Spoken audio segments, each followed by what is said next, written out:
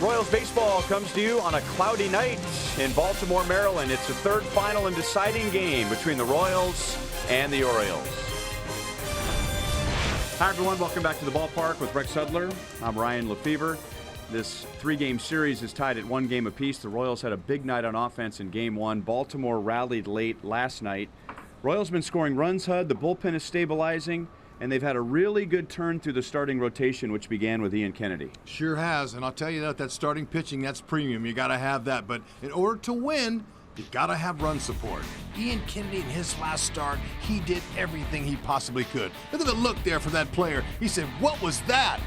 Excellent stuff. Change up, the breaking ball, we all know his fastball works. 7 strikeouts, he was on top of his game. Hopefully he can do the same thing and get a series here. But here it is, 12 runs of support in 7 starts, that's not many runs. Look at the opponent's average when they're in scoring position, that's good. But I tell you what, he's got to be able to get ahead, and when he does, he's lights out. And he'll be opposed by Chris Tillman. His ERA is over 9 so far for the Orioles. The lineups and the first pitch are coming up next.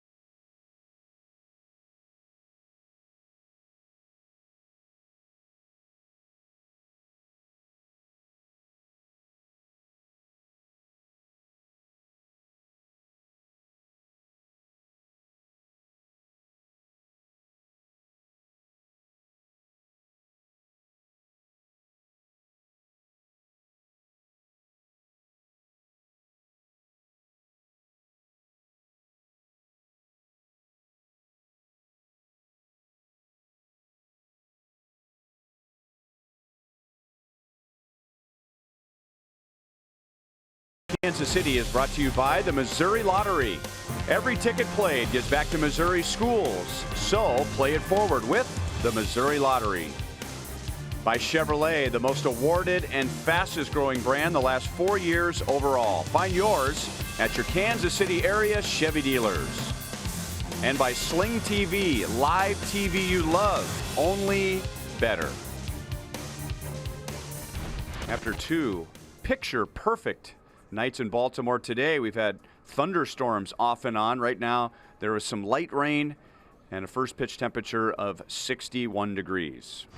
Royals are back to scoring runs, back to hitting with runners in scoring position, and our key at drive to success, back to being a contact hitting team. The Royals, and we've grown used to this statistic, have the fewest strikeouts in the major leagues, and just about 79% of their swings they are making contact.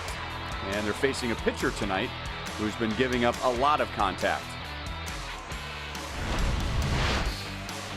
And that would be Chris Tillman, who carries with both arms a 9.24 ERA to the mound tonight. And only 4.2% of his swings, or does he have a swing and miss rate? That is the lowest in the majors. He's only struck out 13 in 25 innings. Yeah, and for those of you who don't know what that means, that's not good. 7 start innings, 25 and a third, not a lot of strikeouts. 352 opponent average means he's highly flammable. That fastball in the middle, opponents have hit 400 with 5 homers. Slider 345 the opponents have been hitting. So look, on paper, this is a guy that you would expect the Royals to mop up on, but this is baseball and you never know. And here's the Royals lineup against Tillman tonight. No changes with the first 7. Chesler Cuthbert will appear in this series for the first time. He will bat 8th. Alcides Escobar will bat 9th. Soler, Moustakas, Perez, Gordon, and Escobar all have very good numbers against Chris Tillman.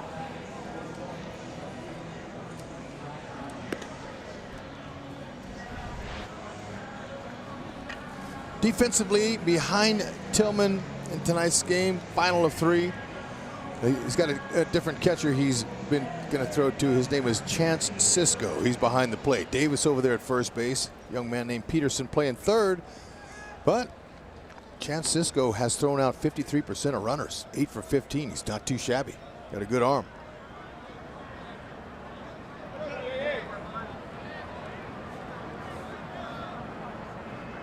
John Jay has 4 hits and 3 runs scored so far in this series. He's off to a good start in the month of May. And Tillman misses badly with his first pitch of the game. John is hitting .394 in the month of May. So is that a .276 hitter up there or a .394 hitter up there? Chris Tillman's about to find out. That catches the outside. 1 ball, 1 strike. Well, regardless of who the batter is, Tillman's going to have to stay right there on the edge of the square box. If he stays anything in the middle, his average fastball is 88. It's not overpowering at all. A good hitting speed. And John Jay smokes one into center field. So that May average continues to improve. Whenever a hitter gets a base hit like this, that is, you feel so good leaving the box. Can't tell you how good it feels. Not a home run, just a ball right back where it came from. You're right on the ball. You can't square one up any better. Great feeling. And now Jorge Soler. He has 4 hits, a home run, and 3 driven in the series. Now you mentioned Tillman's fastball. He doesn't look like a guy that throws 87 to 89. I mean, he's 6'5", 200 pounds. He looks like a guy who should be throwing the ball through a brick wall. Exactly.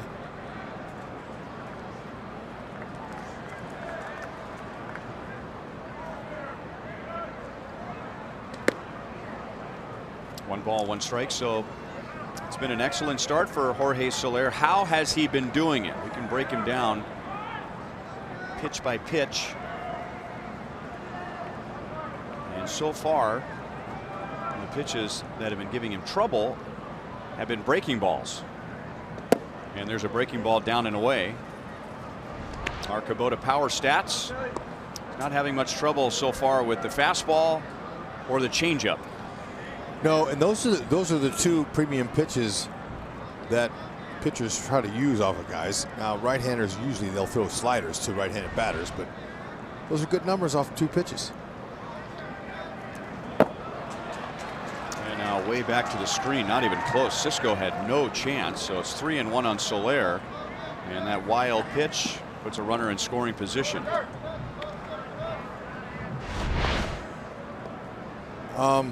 Yeah, that was out of the Soler system. The box. We needed Bob Uecker to chime in there for that pitch. Yeah, that was just a bit outside, no doubt. He's going to come in there. Be ready. Nope. He'll take the walk. Soler's 22nd on the season. Tillman struggles actually go back to last year. Now his ERA this year is 9.24, but if you go back to the beginning of last season, his ERA is 8.14. That's the highest in the major leagues. Ouch. And the Orioles elected to bring him back as a free agent. 2 on, nobody out for Mike Moustakas. And here are the frightening numbers associated with Chris Tillman so far. Highest ERA in the major leagues, highest opponent's batting average, highest walks and hits for innings pitched. And that's coming true here with 2 on, nobody out. And now he's 2 balls and no strikes on Moustakas. So these hitters all know these numbers. So good for Soler to be patient and take the walk. Moose, those 2 pitches weren't even close. Tillman doesn't want anything in the middle end to Moose.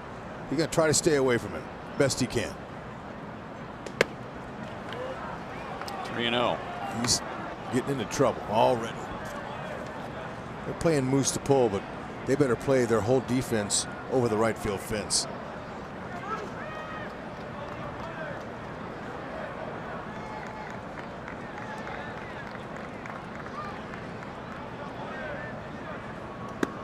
Not even close. And I wouldn't be surprised if we saw a little movement in the Orioles bullpen. He is not just missing.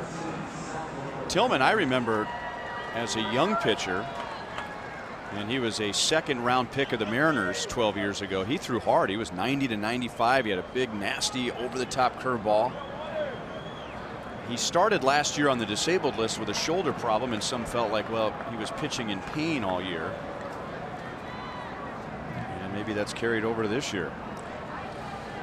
Well, first things first.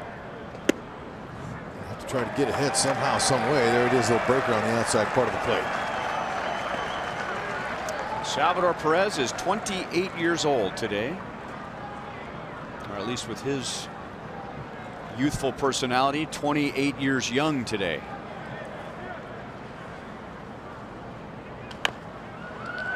So it's all set up for him to hit a long ball. Wouldn't that be special? Every player on their birthday, if they have it in the summer, they always want to give their own self a baseball present. That's a homer usually, but man, to come up for the first time again, kind of like game 1 of this series. Have a chance right here. Any part of the park. There it goes. Deep right field. Happy birthday, Salvador Perez.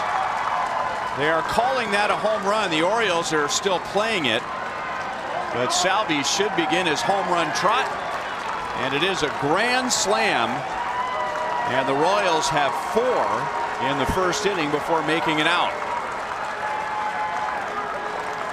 Yep. Just gonna say he doesn't have to worry about pulling the ball. He's got power to all fields here, and he just snuck it over the right field wall. And congratulations for Salvi. That is a wow. On your birthday, your first time up, your fellas loaded him up for you. 2nd career grand slam. And this right here was properly struck. Got up underneath it just in time. And as the Spanish broadcaster would say, "Se fue la bola." Beautiful hit. Just got it over.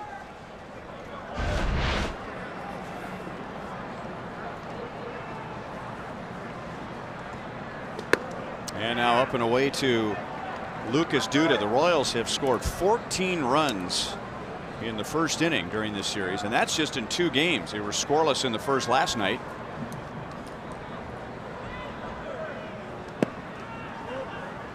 One last number on Tillman, and then we'll stop picking on him. And now here comes his pitching coach, Roger McDowell. In his last start against the Angels on Thursday, he gave up 7 runs in 1 inning. So a 9.24 ERA for the season. And then he comes limping into tonight after that outing on Thursday, and now they do go to work in the Orioles bullpen.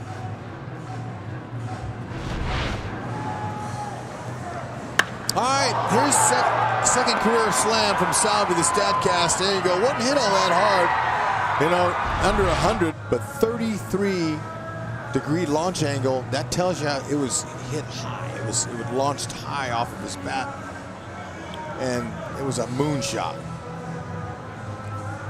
And Salvi will probably never forget that one. Lucas Duda last night jumped on a hanging curveball from Andrew Kashner and hit a home run. He drove in all 3 of the Royals' runs last night.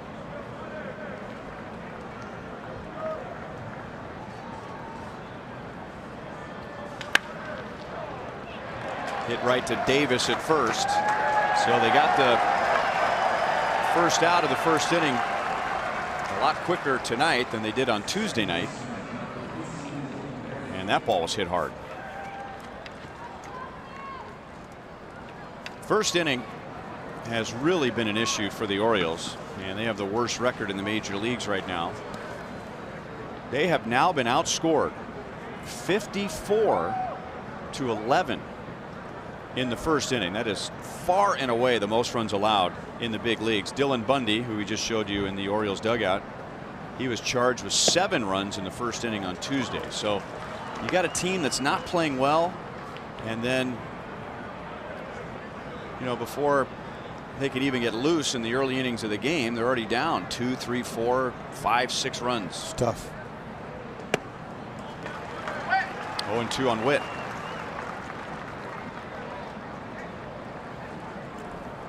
On the flip side, the Royals, even when they weren't scoring a lot of runs, were still most dangerous in the first inning. Look at that first. That's impressive. Yeah, that's good. They don't have any problems. It just tells you they're going to get the hits when runners in scoring position. But that's all changed now. They're moving forward. They're continuing to move up. Team average still nowhere near they want it to be. It's 215 now with runners in scoring position. But the bottom line is they're getting wins. That's what you look for at this level. You're paid to win.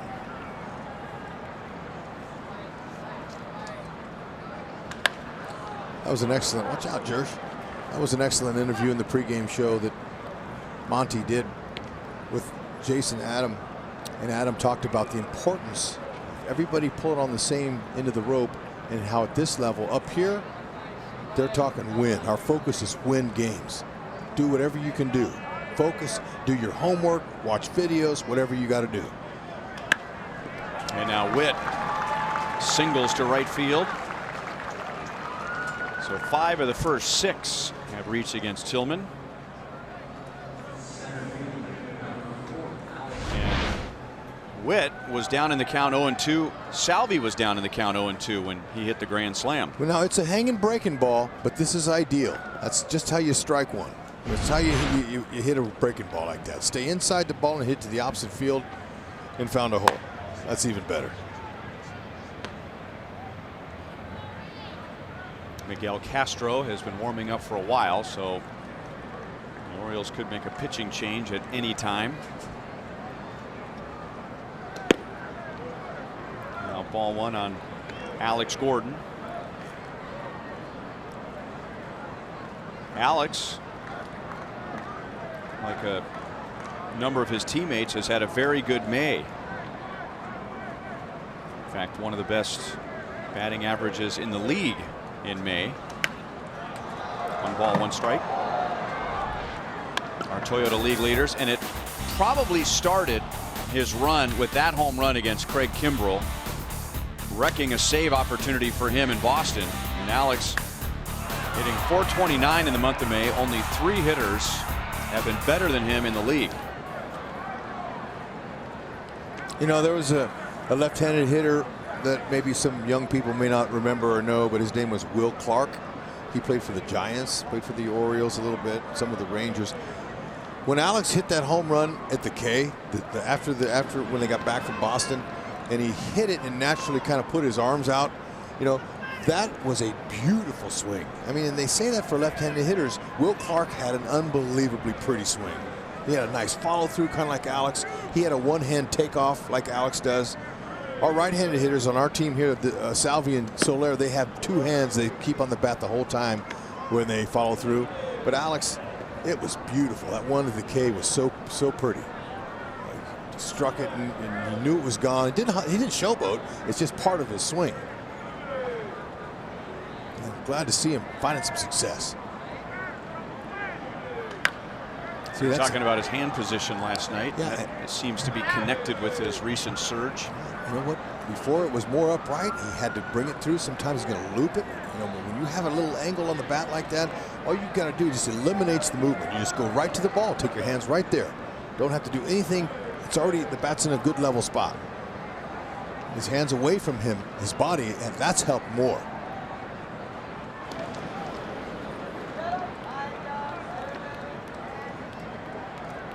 He's confident now. Those foul balls right here, he's swung off of Tillman.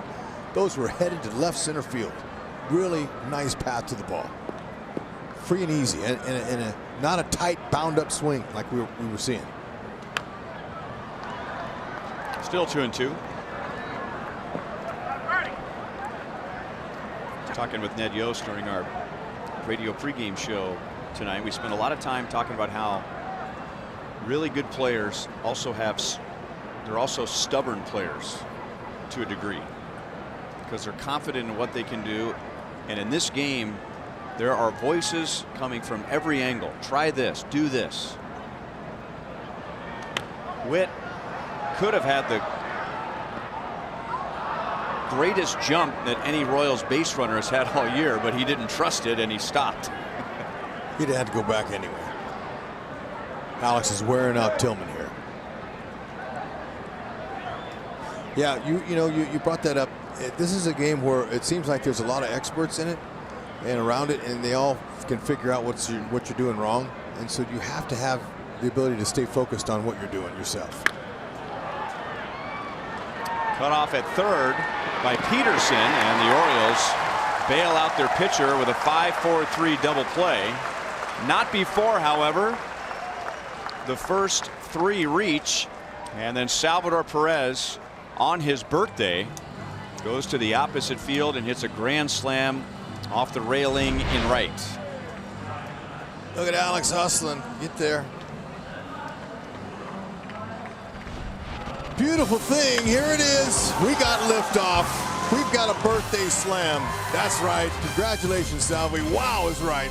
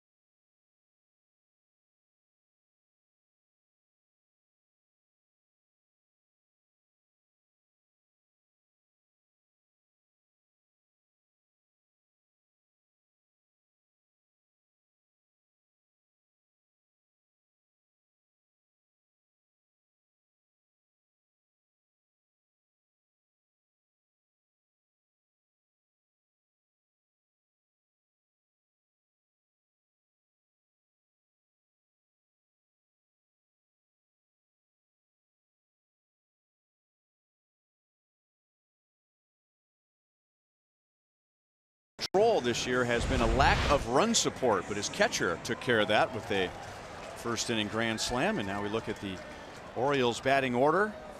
The Orioles, believe it or not, in this ballpark with all their power, have scored the fewest runs per game in the American League. They have the second lowest batting average in the major leagues to the Marlins. You would wonder why, because this is such a comfortable, friendly hitting ballpark. They just haven't gotten it going yet. So Kennedy thrilled to toe the slab with a nice little cushion. Not quite like the 10 runs Duffy got, but he'll take it.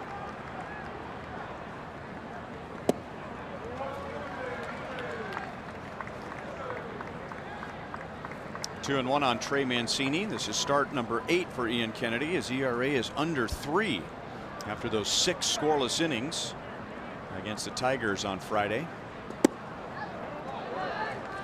3 balls, 1 strike.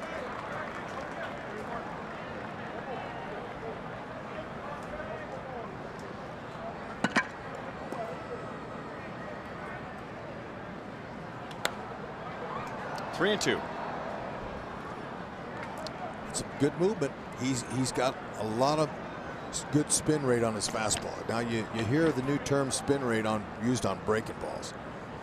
You don't hear a lot of it on fastballs, but Kennedy has a good one. We've talked about it, how it appears it rises at times to hitters, but came right back in there 3-1. That ball was blistered.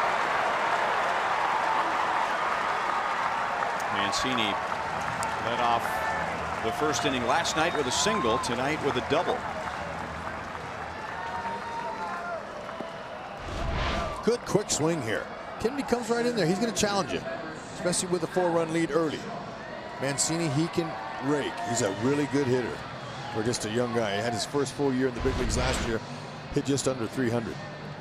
Forward around the horn, Royals defense, Salvador Perez. There he is.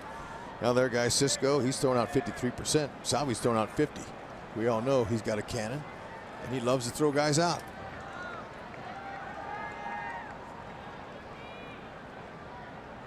Cuthbert getting a shot at third base.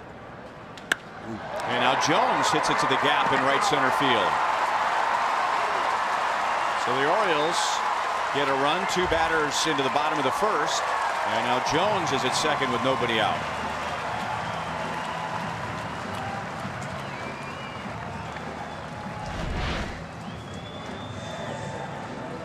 That's a slider. Only reason that he was able to barrel that is because it was up, but still looked like he knew it was coming. He was on it.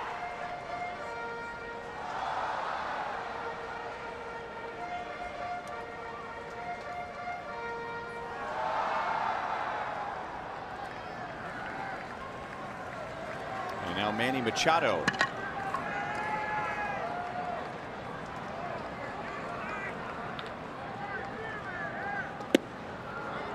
Royals so far have held Machado to just a couple of singles in this series, but still among the league leaders in batting average. 343 is third best, tied for 10th in home runs, tied for 7th in RBIs.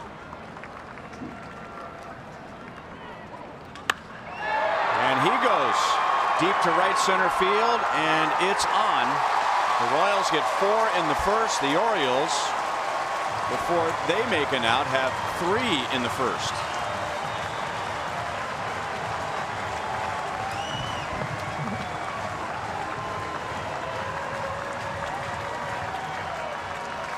Birds are chipping back now. They're starting to chirp a little bit here, and they're looking for that fastball early. Salvi wants it up, and it did not get there.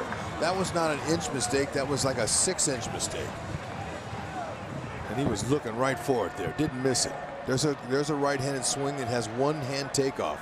Good follow-through, good extension.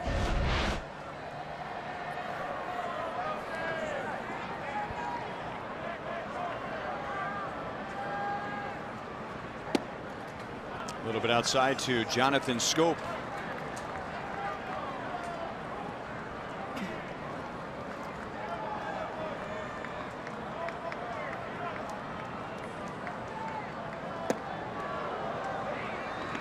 One ball, 1 strike. Ian Kennedy has had some trouble lately with his fastball. Not in his first 2 starts, but in his previous 5. And now he's given up 2 of his 3 hits tonight, both for extra bases on a fastball. Yeah, you know, it tells you with the opponent average on the fastball at 329, they've been getting to it this year. Now, that's been his pitch, especially the last couple of seasons. He's had a lot of success locating it properly, but he's got to have to be careful because there's one there that was right there. Just scope just missed it. Check out this opposite field homer. See, that was a hit speed of 106. Salvi was just, you know, 96. Wasn't even hit that hard, but doesn't matter in this ballpark. It's a launching pad.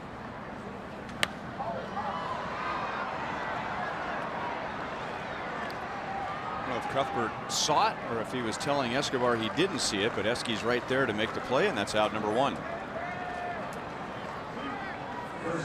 Anytime the shortstop has a chance to make a play out there on a pop-up, he has priority. He's going to take it. Cuthbert wanted.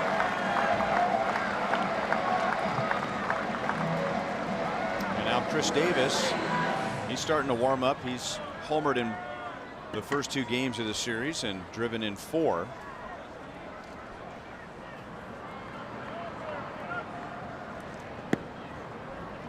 Breaking ball's in for strike 1. You know, last few years when he was so good that earned him that nice contract that he got, that he earned, he had an uppercut swing and it looked so easy. I would see him on replays and I couldn't believe it. It looked like he wasn't even trying.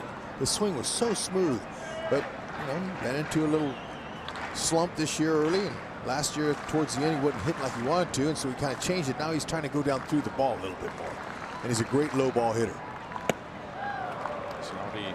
Had his target a little bit higher for that. Kennedy, you know, you say pitcher needs to get the ball down, and Kennedy in the first inning tonight, he's having some trouble getting his fastball up.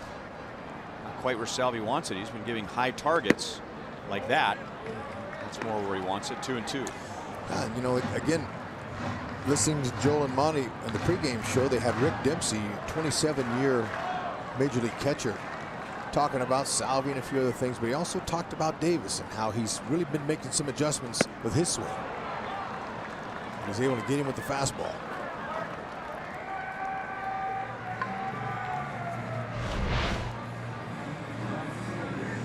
Staying right on. There's a good one. That's 94. He blew that by him. That's in the box, but sure enough, it got on him quickly.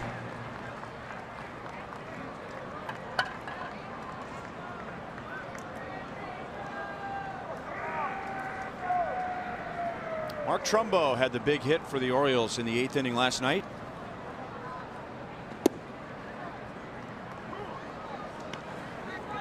The Orioles are the worst team in the major leagues, hitting with 2 outs and runners in scoring position. But not last night. They were 2 out of 3, including Trumbo's 2-run hit in the 8th inning to put Baltimore ahead 5-3. All 8 runs last night scored with 2 outs.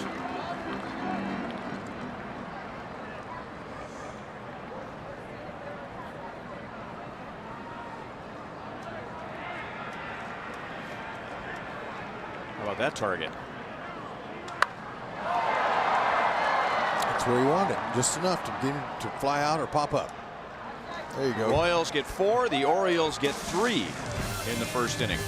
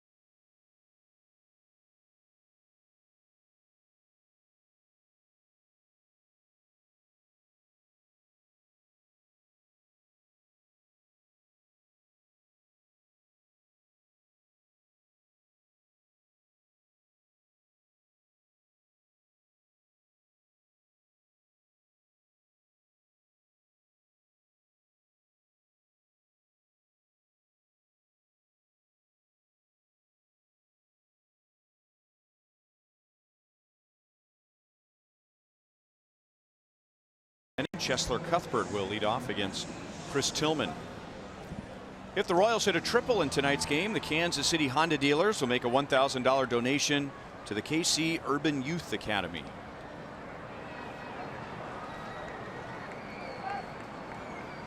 This is Cuthbert's first plate appearance in this series. Royals open the game with a John Jay single, then Soler and Moustakas walked, loading the bases for Salvador Perez, who had a grand slam on his 28th birthday. And then the Orioles open the bottom of the first with back-to-back doubles from Mancini and Jones, and then Manny Machado hit a 3-run home run. So suddenly Chris Tillman is only down by 1. And I hope one of our guys hits a triple so we can get a donation. But we just saw their first 2 hitters go to right center field. Mancini and Jones split the gap out there, and that's typically where you'll get a triple. And they pulled up at second base. Now you probably could maybe hope to get one down the right field line, but that triple you brought up the other day about Billy Butler's triple was a fluke. Remember that the right fielder dove for the ball and missed it. That's probably how you're going to get a triple in this ballpark. Right. So a 4-pitch walk right after his team gets him back into the game, and now Alcides Escobar. That's not what you want to do. Is that pretty much how Denny would say it? You're in trouble. Your team gets you these runs, and you want to get up there, throw strikes, at least make them earn their way on. I don't know if Denny patented that statement, but I think he might say that.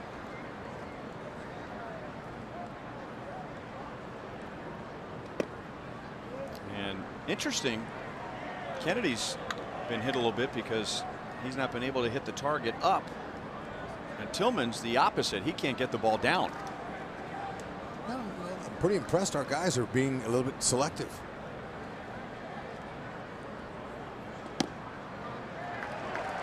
Two and one. See if he starts throwing more breaking balls. I've heard pitchers say over the years that when they're strong with their fastball and they keep missing up, the breaking ball will help them get their mechanics back in rhythm. And he does go back-to-back breaking balls. Backhanded by Peterson at third, and it's dropped by Scope. That's the second night in a row that Scope has not been able to handle a throw while he's been standing on second base. Oh, well, man. That's something that won't be on his highlight reel. We would call that a clank. And you know, you can't get 2 unless you get 1. And he was nowhere close. It looked like it hit him in the wrist. Nowhere close. Cuthbert was like, wow. So take advantage of that. Tillman definitely didn't want that. And teams that are struggling are usually having problems on defense, and the Orioles are. And now John Jay drops a bunt down to Peterson. So Cuthbert will advance to third, and Escobar to second. That was probably for a base hit, especially this early in the game, and with the way John Jay hit Tillman in the first. Yeah, you know what though? I still think this is a good play. It's okay. It's early in the game. You want to move the guys over. You know, you got the meat of your order coming up for sure. You got your 2 best run producers in Soler and Moustakas. Nothing wrong with that. John Jay's playing the game. I'm sure it wasn't given to him though. So you think he was sacrificing? Or just like you said, might have been going for a bunt base hit. Had he probably would have disguised the bunt a little longer. He looked like a sacrifice. I might be wrong, but Ned normally won't put a sacrifice on this early in the game. Soler walked and scored on the Salvi grand slam in the first inning.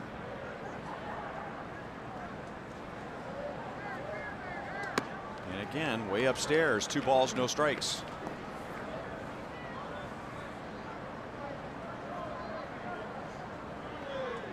He's been getting on base with walks. He's been getting on base swinging the bat. Been hitting for power.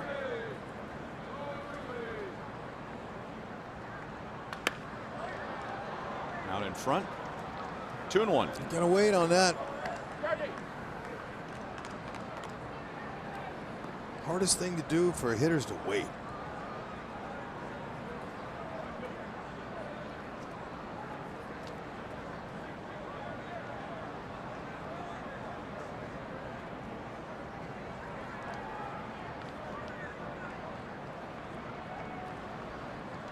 And now that gets away, but remember, with that brick behind home plate, you have to be heads up at third, and Cuthbert was.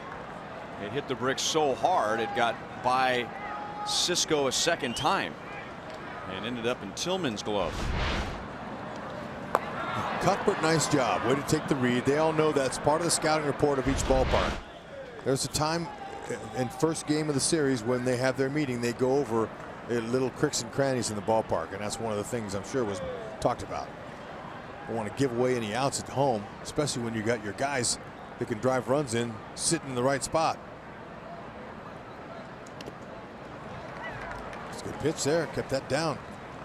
You know, Soler, you know, we have to remember, just 26 years old, and he already is in his third year in the big leagues.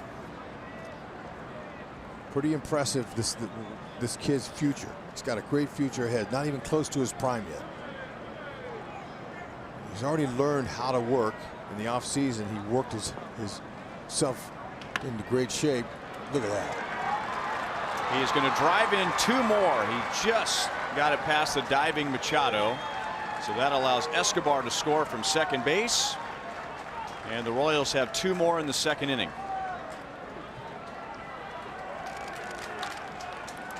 And that'll do it for Chris Tillman. Yeah, Showalter, you know, he reads the numbers. He sees it.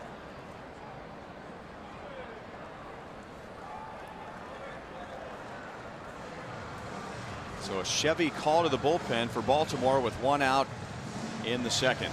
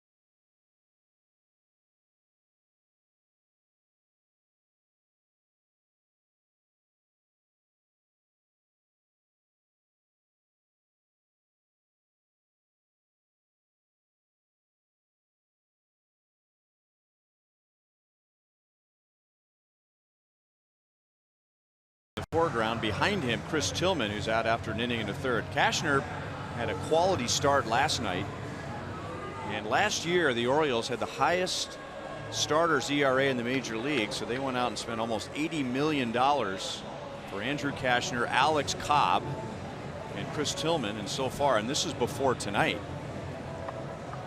combined 1 and 13 for those 3, and their combined ERA is over 7.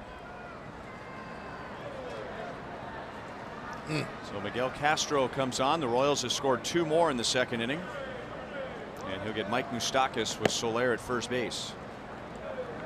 Castro, check him out. He's a young guy, 23 years old, 6'7", 205, 17 strikeouts and 20 2/3. Has a pretty good fastball, funky arm angle. He'll go 90 to 99. He's a slinger. He's got a slider too. Change up. That one was.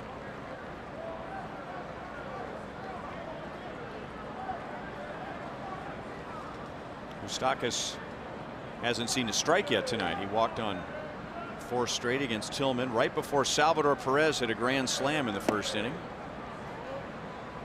And now 7 balls and no strikes to Moustakas so far tonight. They're a little leery of the Moose. No doubt they're reading the numbers too. I would be if I was a pitcher, that's for sure. He's under control on every pitch, Moose is. He didn't get himself off balance very easily. He's able to stay in control, and that's the whole thing about a hitter. If you're able to, usually it's the front foot. If you can control the front foot, keep your hands back, you have a chance to hit breaking balls too. That hit the bag and pops up to Scope. Is there anybody to cover? Yes, but the throw is late, at least according to first base umpire Scott Berry. Good hustle. First of all, it's bad luck. It hit the bag. That would have been a double for Moose. But he hustled, and he was able to get a knock out of it. Look, he beat the pitcher to the mound. Look at Moose. He is loose. The pitcher slowed down, and he beat him. Good call by first base umpire Scott Berry. Nice job. Okay, now hits the bag, and that's a Rats. Davis wasn't sure what was going to happen there, and the pitcher, Castro, stopped. Had he been at the base, they probably would have gotten him, but he stopped.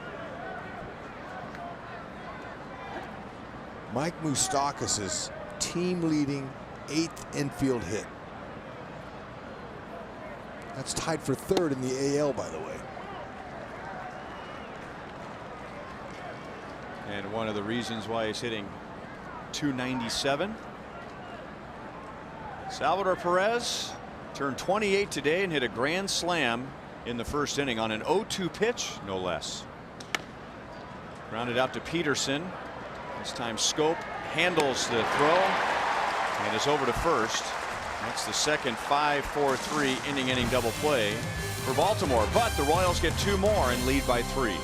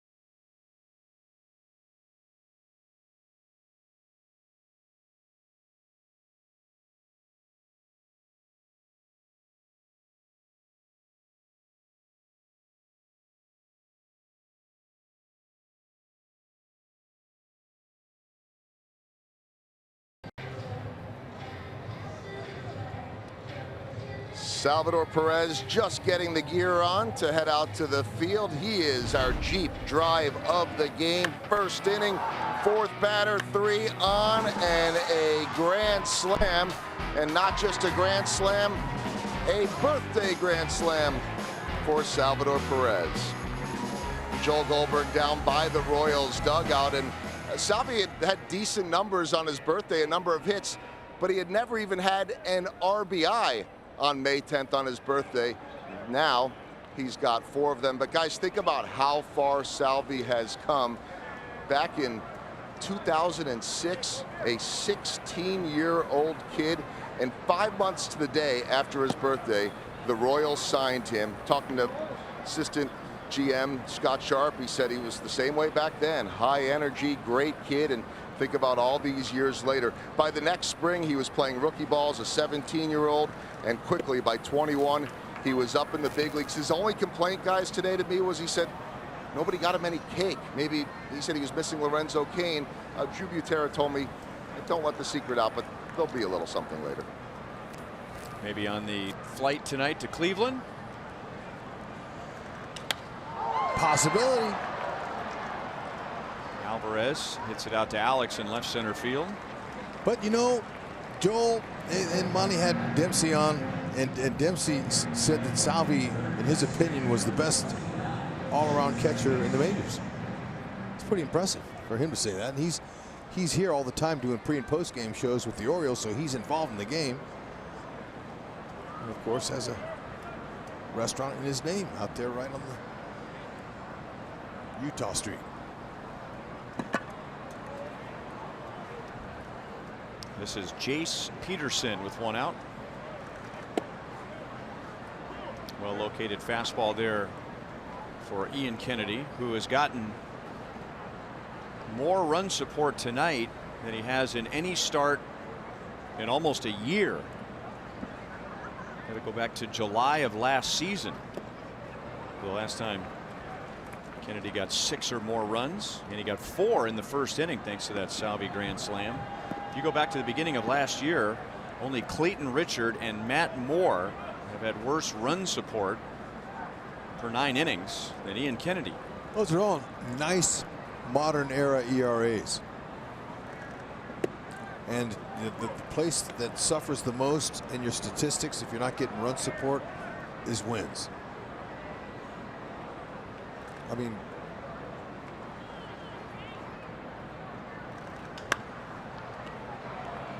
back to Kennedy on one hop. Peterson is out, number 2.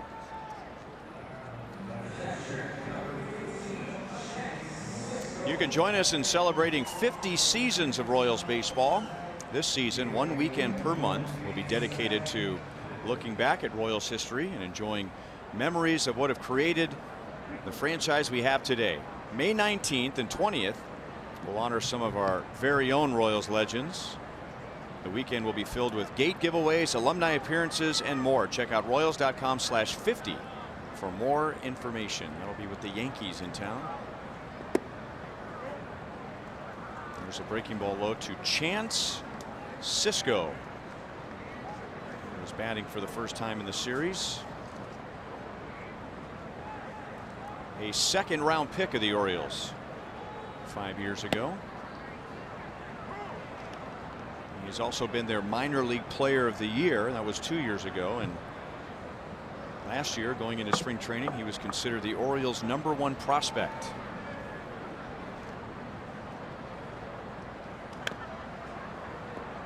One and two.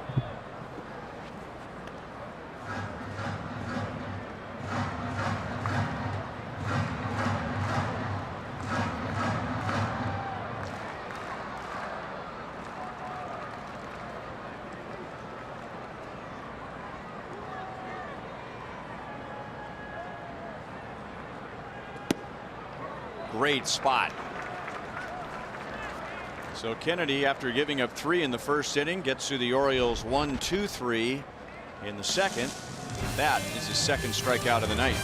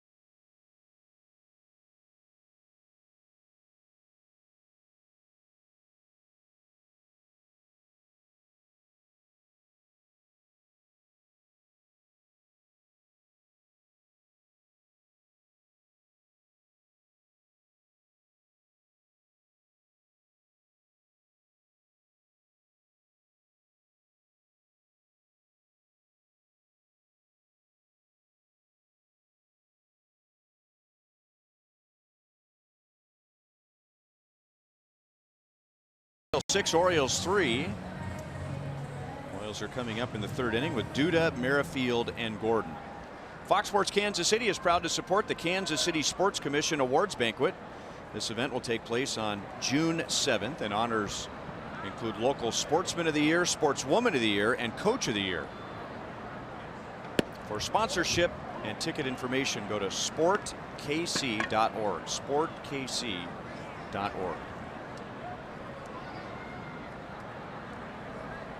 Lucas Duda grounded sharply to Davis at first in the 1st inning.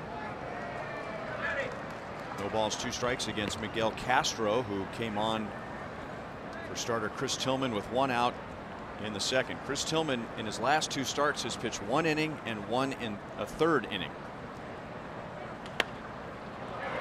Up the 3rd base line and into left field. Duda down in the count, 0-2, puts it in play, and he's got a hustling double.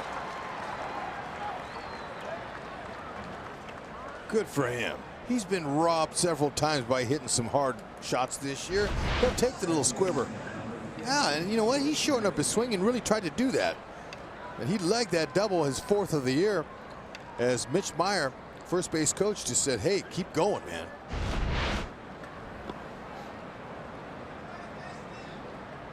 Duda continues to beat the shifts.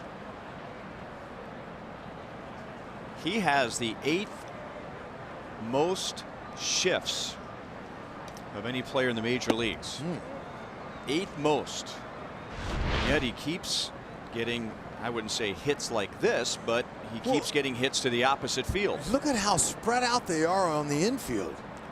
Wow. I mean, there's a lot of holes out there. 2-0 on Witt. I asked Lucas in spring training, because in the first few spring training games he was getting hard hit base hits to left field and left center, and not knowing much about him, not seeing him much, with him being mostly in the National League, I asked him if that's something he is working on, and he said yes and no. Yes, if I've got 2 strikes and I've got a pitch that I can hit over there, I'm going to go with it.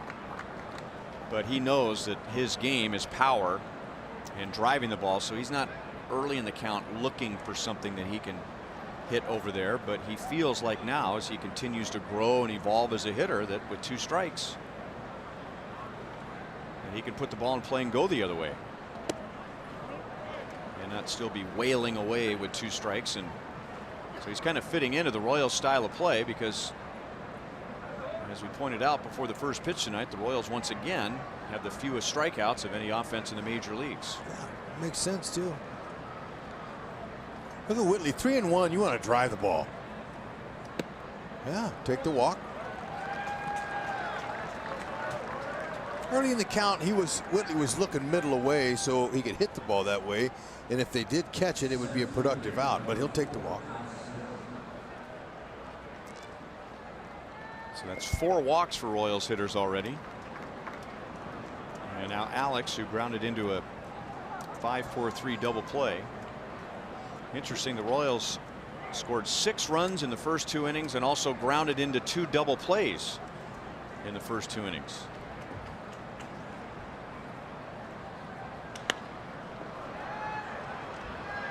Shallow left field. Machado wants it. And now called off by Mancini, who had to make a basket catch. 1 out.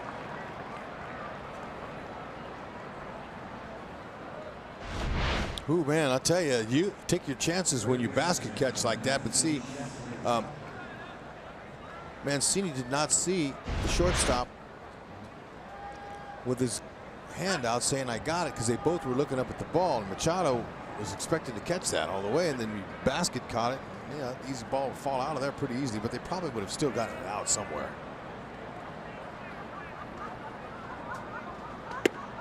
And now strike to Cuthbert. Well, far be it for me to criticize Manny Machado, one of the best players in the league.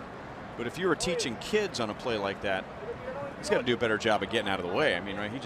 It wasn't his ball, and he just kind of stood there. Yeah. It doesn't make it easy for the left fielder. I mean, you teach young guys when they get called off. I mean, you run out of the area. Yeah, you back out. Get out of his way.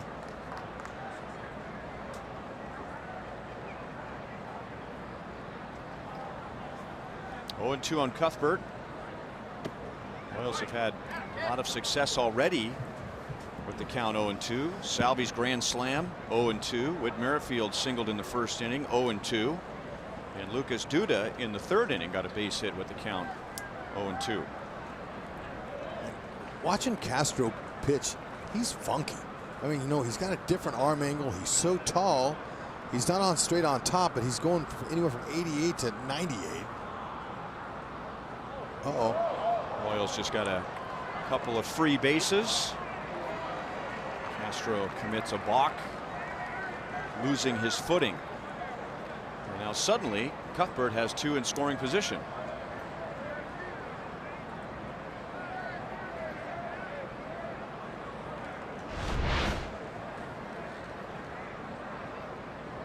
It was his back foot on the rubber that slipped.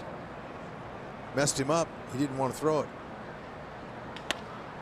And Cuthbert, no contact play on with Duda at third and the infield in. So Castro got what he wanted, a ground ball. And now the infield can back up, and there are two down.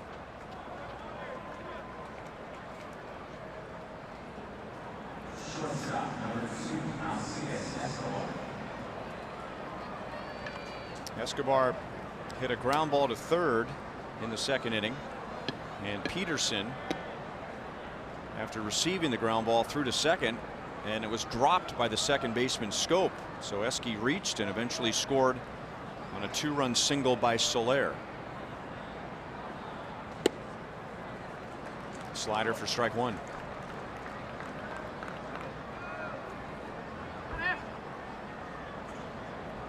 Escobar, I talked to him today, and I said, how do you feel? And he said, man, that base hit I got up the middle felt so good. He was telling me that swing he got yesterday, and I said, man, I was telling the people the same thing. Now look at that. That's some 97 from three-quarter arm angle with some movement.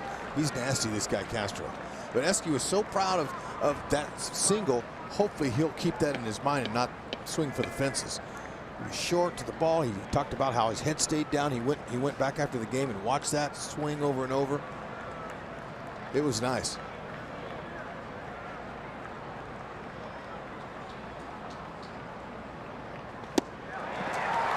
Castro strikes him out, so he gets around the single, the walk, and his own balk. 6-3 Royals.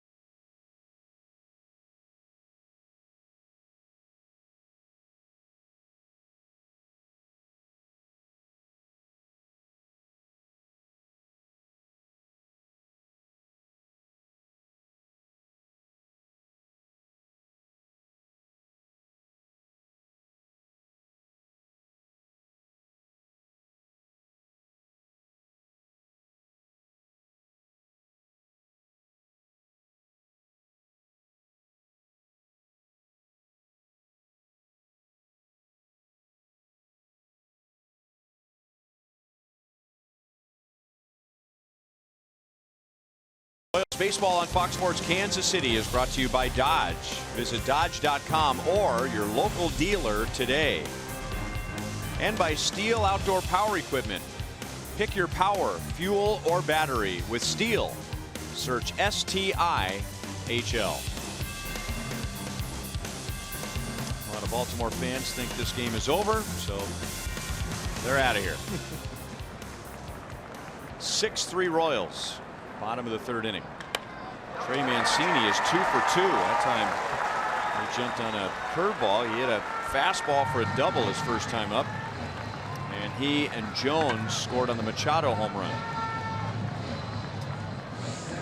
He looked like he knew that was coming. First pitch, little hesitation, 78 at the bottom of the zone. That's a good swing.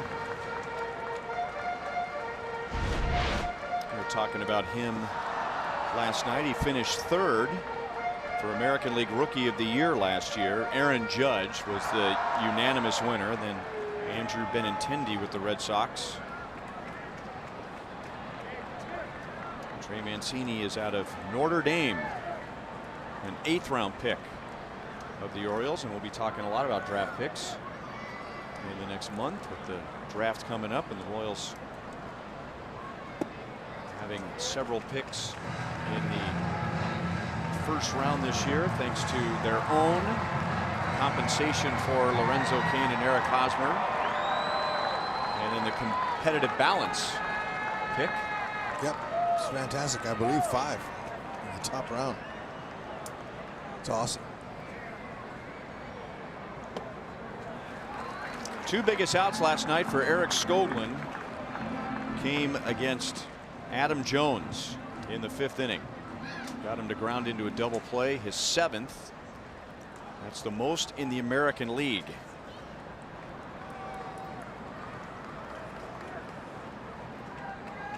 Kennedy, he's only induced 2 so far this year. Deep to left field.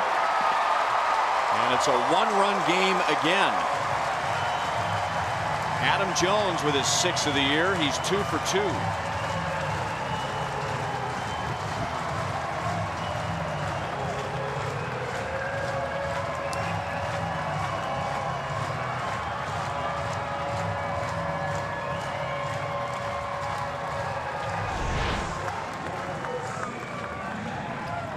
So his breaking balls are just getting too much in the middle of the plate.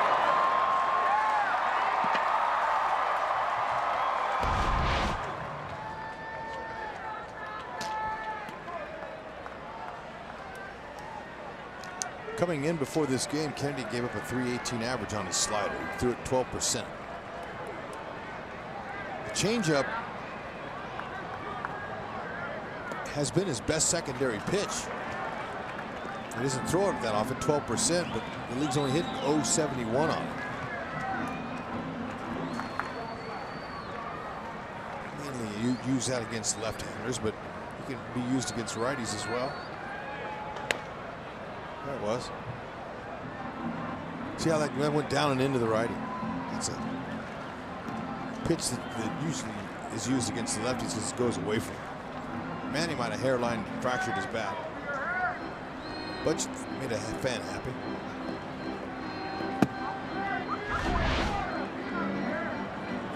Jones pulled it. 170. 105 feet. Top spin.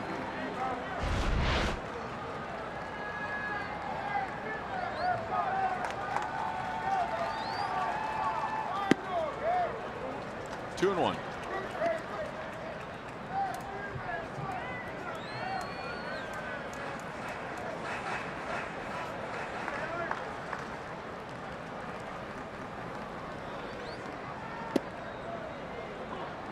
Two balls, 2 strikes. That's how you locate the heater there. He knows how to do it. And where to put it just doesn't always happen.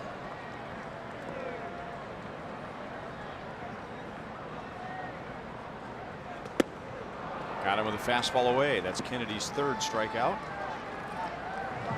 And out number 1 in the 3rd. Yes, back-to-back fastballs put exactly where Salvi wanted it. Off the plate.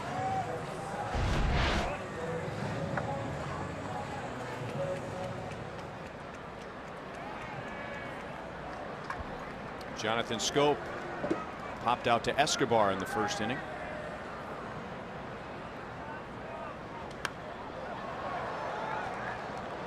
Oh and 1.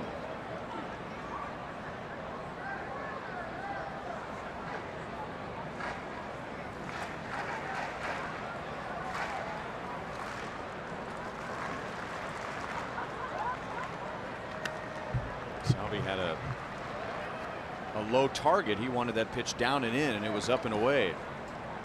He's shaking his head, thinking, man, we got to be closer to the target than that. He's saying, come on, you haven't gotten runs like this in a couple of years. We need to win this game and get back-to-back series here. We got to have you. Come on, Ian.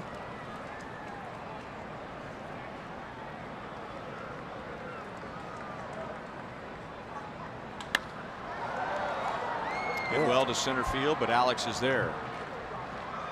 2 down. You can steal a deal for the upcoming Yankees series. Choose from Friday, May 18th, featuring Buck Knight and summer fireworks, or Sunday, May 20th, featuring a Lou Piniella jersey giveaway. Lower level seats are just $19.69. Upper level only $9. So use code 1969 at checkout as you head to your local Price Chopper to purchase today. Fastball right by Chris Davis. Kennedy struck him out with a fastball in the first inning.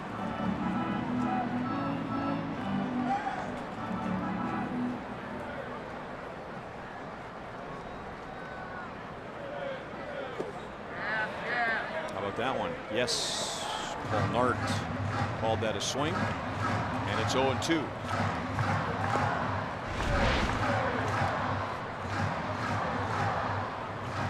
Sure did. We didn't even need to see it from a third base angle. He looked like he went. Oh. Yeah. Nicely done, Ian Kennedy. That's the way to come back strong. Adam Jones hits a 2-run home run. Top of the order coming up. The Royals lead by 1.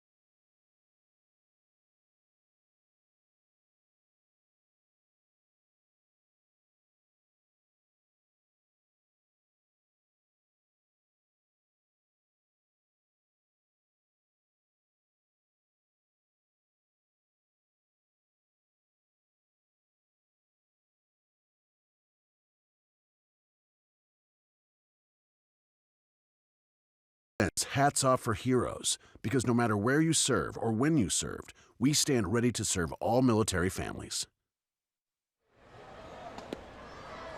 John Jay takes outside from Miguel Castro. John singled to center to begin the game, and then he, Soler, and Moustakas scored on a grand slam by Salvador Perez. And now a base hit to left field. John Jay really warmed up in May, and in this series he is 6 out of 13. And not just John Jay, but the Royals offense, as we take a look at the Lowe's whole team together in this Royals-Orioles series. The Royals have scored 24 runs in the 3 games, and that includes only 3 last night.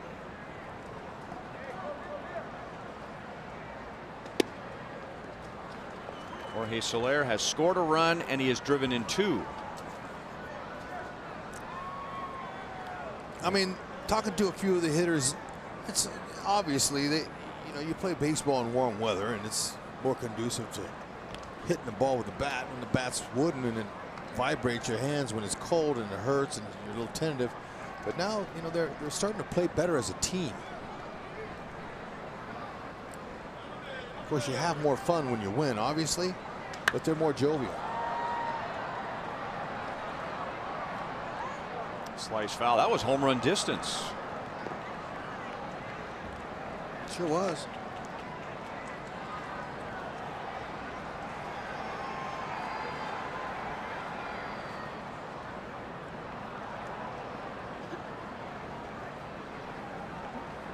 Soler has 5 home runs. Has he hit any to the opposite field yet? Because he got power for all fields. I don't remember him hitting any that way yet. He's hit center field to left center. Salvi usually pulls all of his.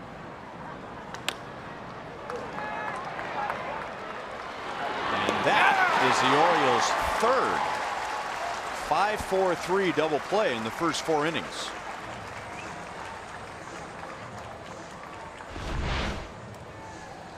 Two hopper. Peterson, no problem.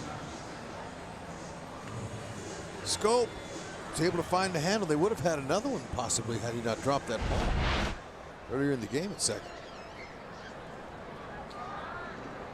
Peterson, he has some shortstop ability too. He's a pretty good player. He can play all around. Good athlete.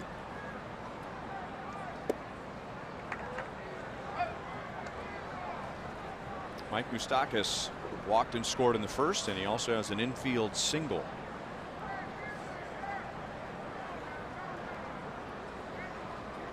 This will be a good matchup with Castro's fastball. Didn't quite get fully extended. So a leadoff hit for Jay, but with the double play, the Royals send only 3 to the plate in the 4th inning.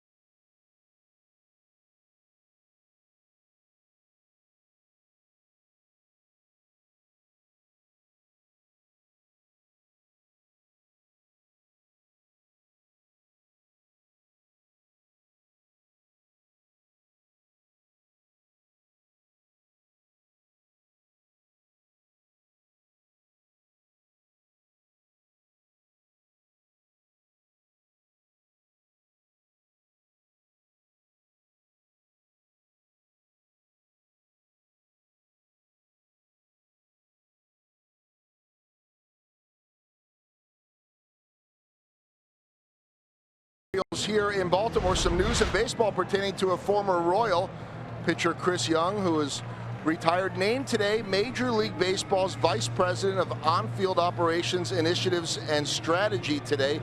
He's going to be working on different issues affecting pace of play, also dealing with umpires and other issues, and we know what a brilliant mind Chris Young is, very innovative. So I think all of us pretty much figured whenever he wanted a job, whether it be in a front office or for Major League Baseball, he was going to have it. I texted with Chris today, and he said he's excited for the new adventure and hopes it's a smooth transition. This isn't just a go back home to Dallas and maybe check in. He is moving his family to the New York area. He will be working for the league, for Joe Torre and for Commissioner Manfred, and said that he hopes that he'll get a chance to see us when we are at Yankee Stadium if everything works out. So I don't know about you guys, Not surprised in the least bit that Chris Young has a job with decision making and thought, because he's definitely one of the most brilliant minds. And you know, we say it often, and it really applies to him. There are some guys, when they retire, you literally can say he could do whatever he wanted. He could coach, he could work for the union, he could work for management, he could be a broadcaster, you name it. And in my conversations with him when he was at the Royals, one thing I always noticed about Chris was that he always had a way of seeing both sides of the story. So that's a good spot for him, being with Major League Baseball. No question. Congratulations. So many players wonder what's on the other side. Sometimes you don't know until you get there. But that's a pretty good spot under Major League Baseball. See if Ian can have a clean inning. He had one in the second. He's got to get through some of their power here. Trumbo and Alvarez.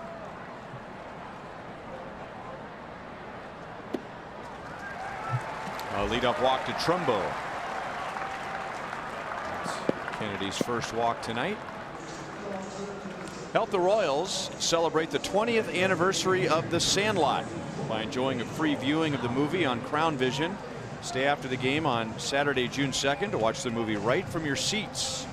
Royals.com/Sandlot for details about this special day.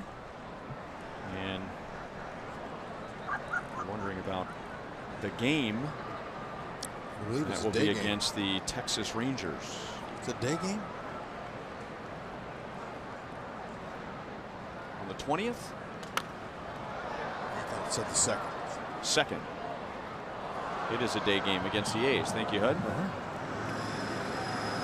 Second, 20th. It's a difference. So you sound a lot like me now. Don't let me pull you on my side. Alvarez doesn't have much for an average, but he's got some pop. He's a big time power hitter.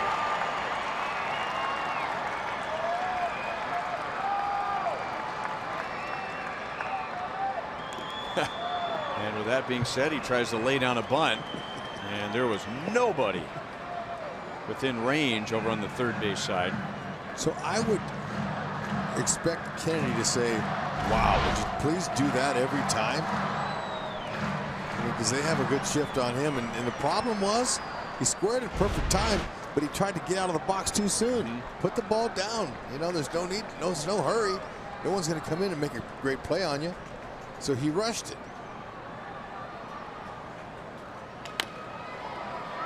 Witt charges, flips to second.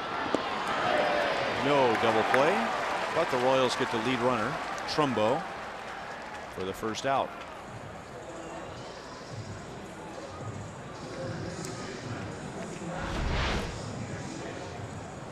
Breaking ball, outer half.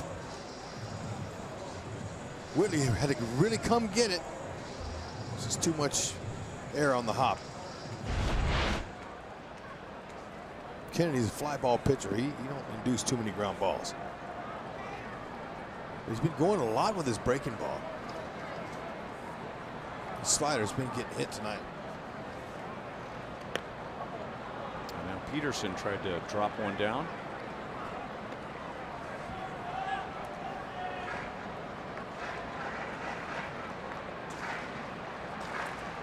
Chase Peterson has spent a little bit of time with the Yankees this year. Now with the Orioles. Came up through the San Diego system. First round pick of the Padres in 2011. Yeah, a nice athlete. He was a shortstop and also played cornerback for McNeese State. Two-way player, but he liked baseball more.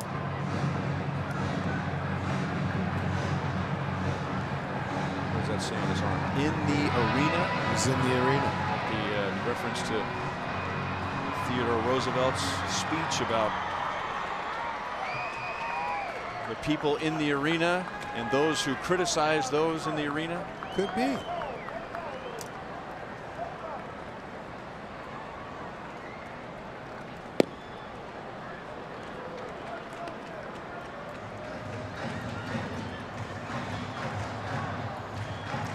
Kennedy's ahead in the count here. See if he can try to work his changeup away, maybe bust him in. Let's see. That was his changeup signal. Hud, it is not the critic who counts. Okay. Not the man who points out how the strong man stumbles or where the doer of deeds could have done them better. The credit belongs to the man who is actually in the arena. Nice. Whose face is marred by dust and sweat and blood. You are outstanding. Way to pull that up, partner. That's probably what it is. In the arena.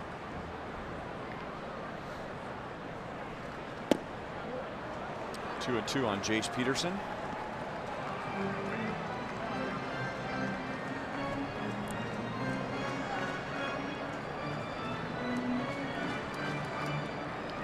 That's a borderline pitch there. Kerwin Danley, typically a good pitcher's umpire. Means he calls borderline pitches like that last one.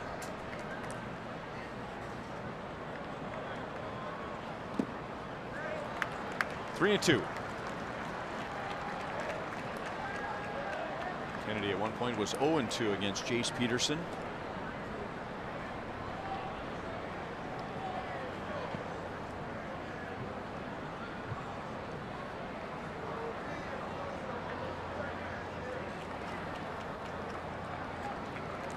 Hitter got to be looking fastball all the way here.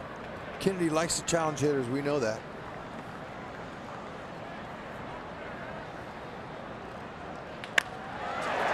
Base hit to right field. Soler bobbles, but still holds Peterson at first base. Meanwhile, Alvarez goes first to third, and the tying run is 90 feet away with one out. Let's take a look at the Mo Lottery replay. There it was, a heater right in the middle. Gonna get hit. Hitters know. 3-2 count. A tendency for a fastball is highly likely. And he was ready for it.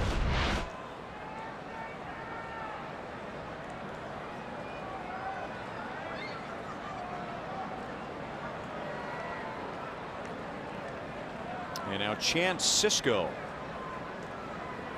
Ian Kennedy's best pitch of the night. May have very well been a fastball he threw to strike out Sisco back in the second inning. A little bit outside for ball one.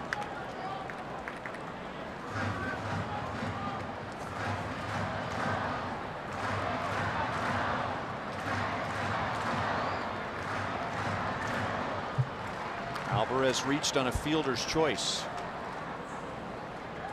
and went to third on the Peterson base hit.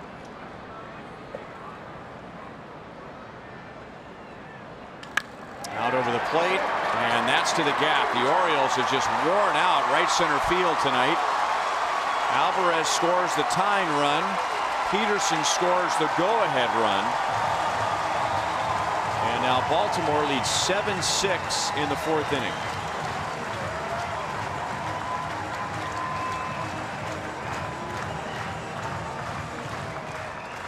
Kennedy just not locating tonight. That's all there is to it. He's just a little bit. Now changeup's up now. See, that's a good spot down, but not up. Up, it's hittable, and they're not missing it. You got to give them the credit.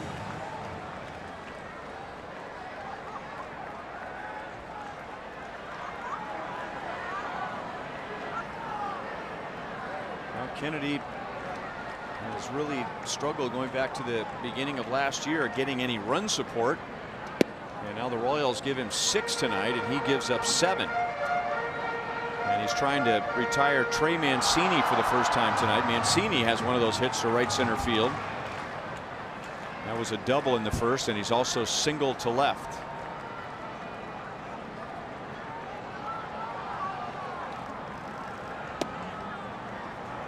One ball, one strike.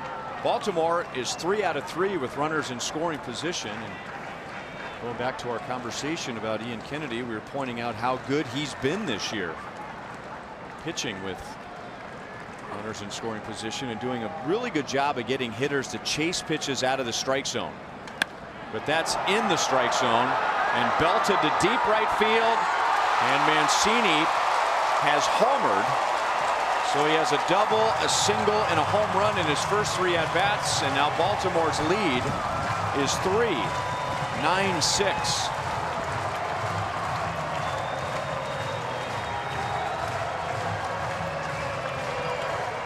Well, if the Orioles are on a hot streak right now, I mean, I can't see them any hotter than they've been right now. I mean, they're just raking. They're hitting everything. That was a pitch that he inside out it and barreled it, firing up that fan. Nice catch. Yeah, it was. Up against that wall. He fired up too.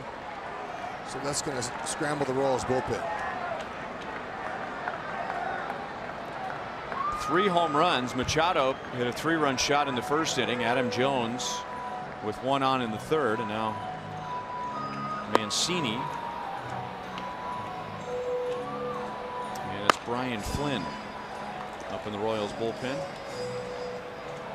Now Kennedy has had some problems throwing his slider to Adam Jones tonight. 2 times he's gone with the slider, and Jones has doubled to right center field and pulled a home run to left.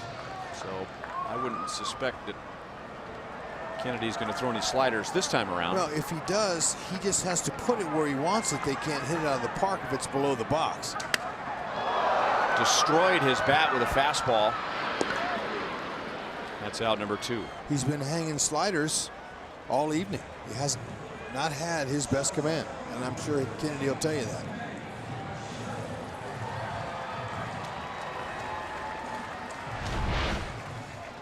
Okay, here he is upright. You see Mancini will statcast it, show you what he did inside. Now it's 102. He met it well. 370. See, 370 is not out of a lot of ballparks. It's a good place to hit him.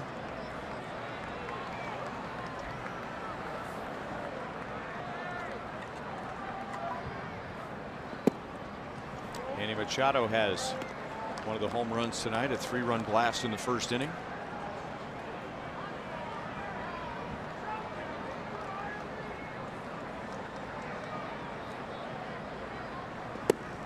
Changeup, 1-1.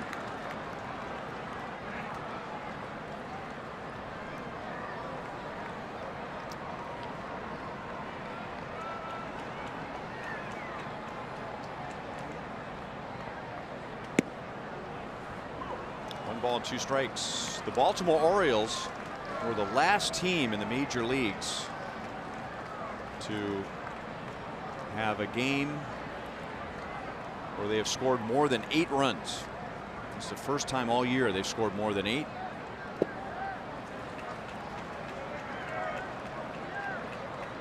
Game number 37 for them, and they have 9 in the first 4 innings.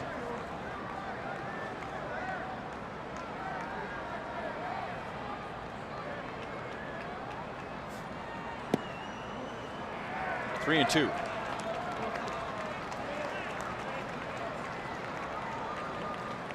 You know, in that first inning when Kennedy gave up 3 runs, it just, he was missing double homer, and you're thinking that's the first inning. Oh, good pitch, didn't get it. But he has missed every inning since, so he just maybe will count this up for an off night. Surprised that Kerwin Danley didn't give him that one. That's a good strike. On a hitter like Manny, that's where you want to put it. Ned is on the steps, and with left hand hitting Chris Davis on deck and Flynn ready to go in the bullpen. No matter what happens, this is Kennedy's last hitter.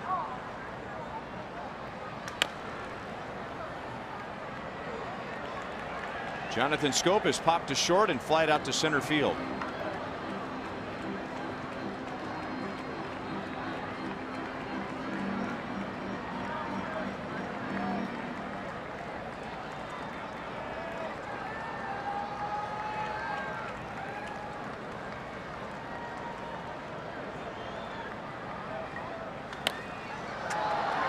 picked up again. Lucas Duda and Cuthbert, look out. They bump into one another. And Duda makes the play as the Orioles send 8 to the plate in the bottom of the 4th inning, and they score 4 to take the lead.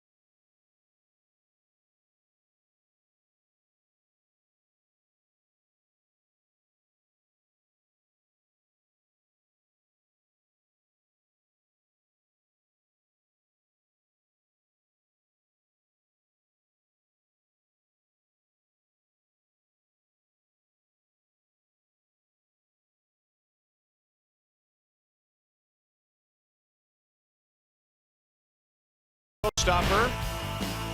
This is Kyle Seager. He had a huge play for James Paxton on defense the other night to help preserve the no-hitter. And in the 1st inning tonight at Toronto, he hits a grand slam against Jay Happ. And the Royals got a grand slam in the 1st inning at Baltimore tonight. Off the bat is Salvador Perez on his 28th birthday. And Salvi sets up our sprint trivia question. Name the 3 players to win more than 4 Gold Gloves since 2000 prior to the age of 28. So Salvi turns 28. He's won 4.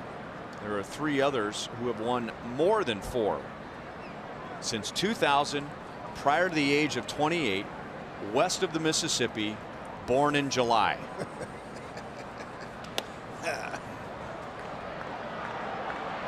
Shallow right center field, and Trumbo comes up to make the play. Salvi's 1 for 3 tonight.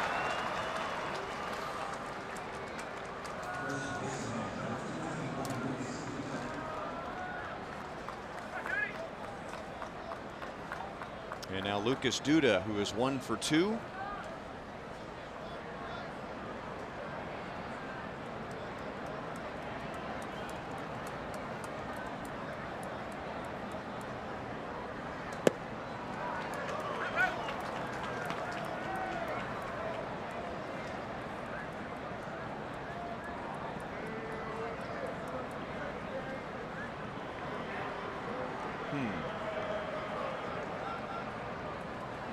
Eric Hosmer had 4, just like Salvi, right?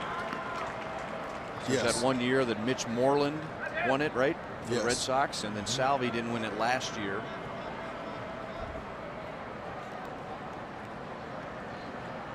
Oh, I know one. Nolan Arenado. Yeah, right. That's number 1. Okay.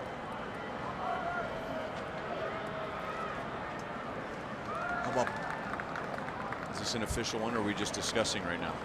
We can discuss it. okay?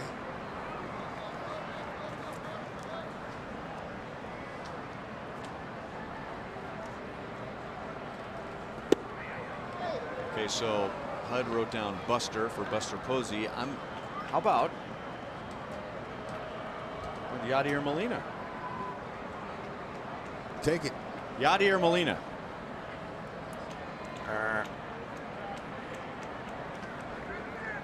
Well, what was his first year? What was Molina's first year? It's 18. Maybe it was after. I don't know. What? I couldn't tell you when his first year was. He's got.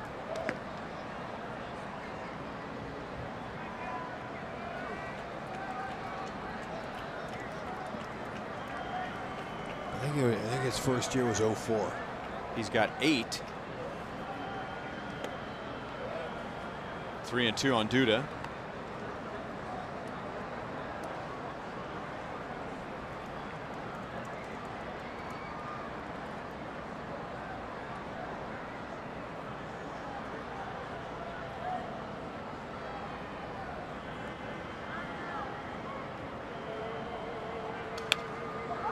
Still 3-2. Molina's first year was 04. He was 21.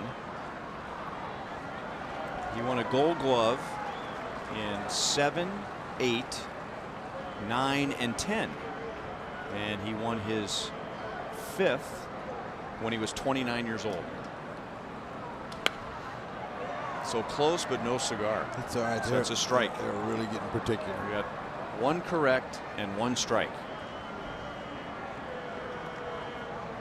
I would have thought he was winning more at a younger age, Molina.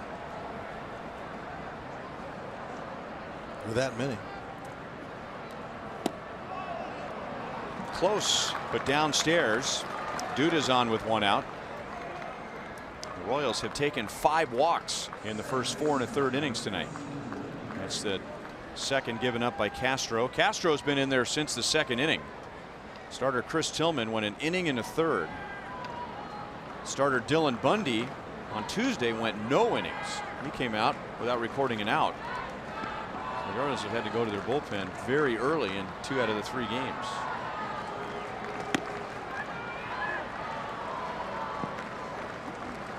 Oh, and 1 on Whit Merrifield. He is singled and walked.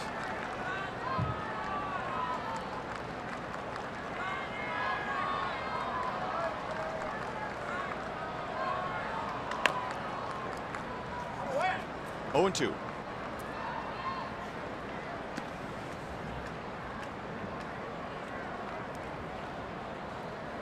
Now don't throw it back on the field. I think Mom recognized he's trying again. He tried left-handed, and then he tried right-handed. They're gardening. It's confusing for a young child, you know. It is. Anywhere but the ballpark, you give them a ball and you say, now throw it. Right. And then you give them a ball at a big league stadium and you expect him not to throw it.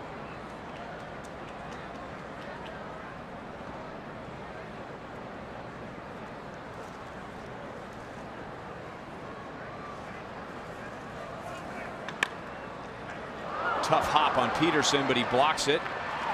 No double play this time.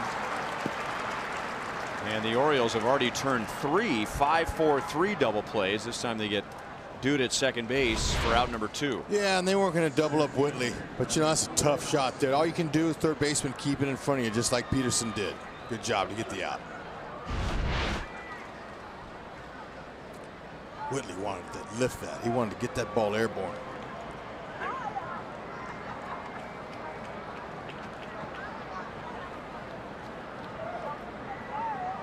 Alex has grounded into one of those double plays and he's flied out to left field. Gonna get a very good swing.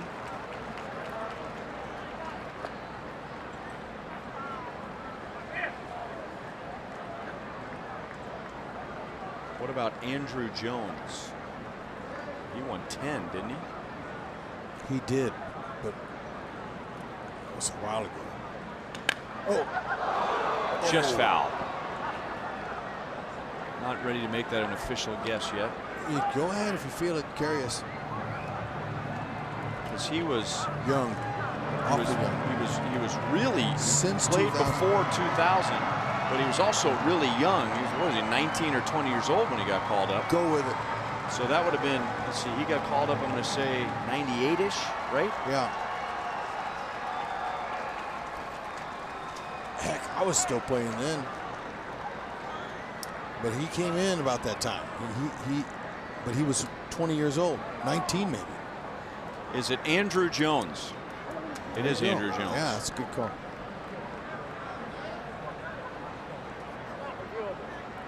Yeah, he was hoping to get that ball turned fair.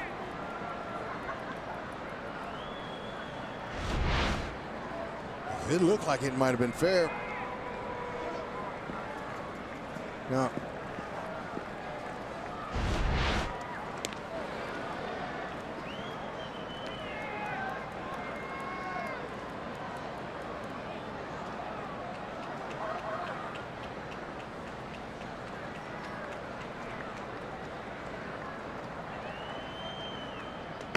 One and two on Alex. All right, we have Nolan Arenado, Andrew Jones, and one strike. We need two more. We need one more.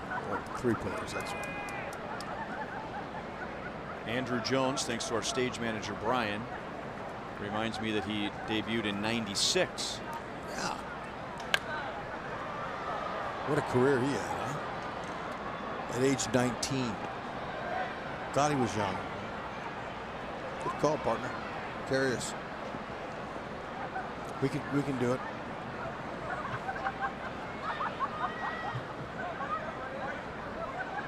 One for two. In the meantime, Miguel Castro, he's tough to figure out.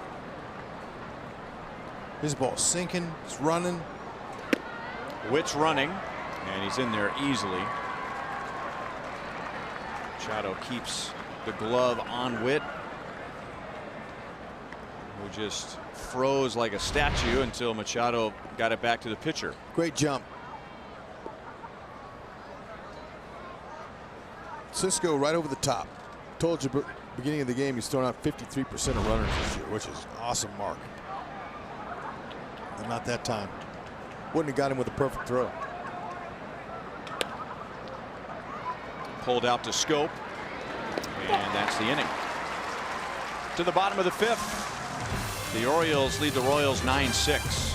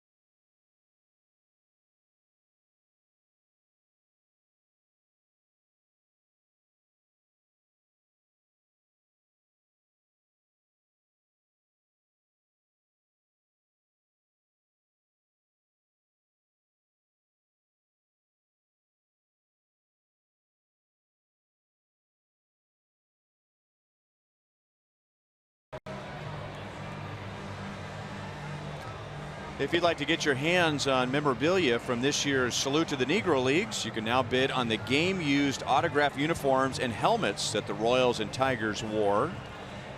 That was on Sunday. All proceeds benefit the Negro Leagues Baseball Museum. To place your bid, visit royals.com/NLBM. A wild one tonight.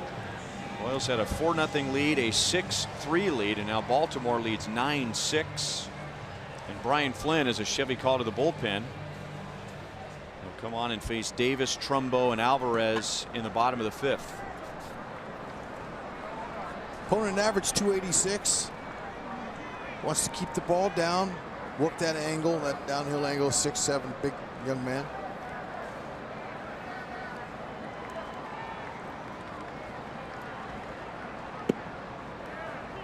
Strike over the outside edge to Chris Davis. Don't tell Davis that Ian Kennedy had a bad night tonight. Ian struck him out twice.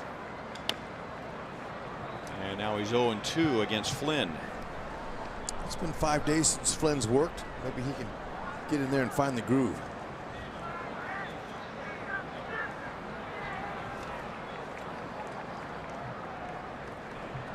Fastball slider curve change, 90 to 94. Kind of a chase a slider down, and here the Orioles have 9 runs, 3 home runs, and Chris Davis has the hat trick.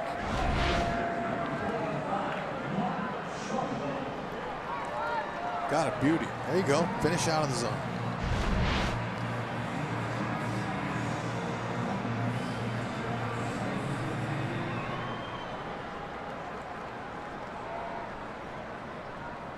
Flynn, during the Royals' last road trip, picked up his first major league save. Got the last 2 outs of the Royals' 13-inning victory. 0-1 against Trumbo, who was flied to center and walked.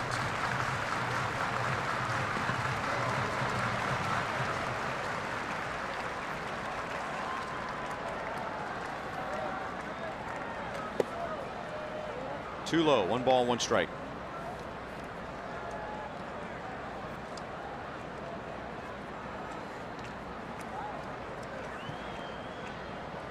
.67, 250. He's got an incredible angle, and his slider's best pitch. There it is. Keeping it down out of the zone like that. Hard to swear up when it's down low. Salvo wants it down on the ground.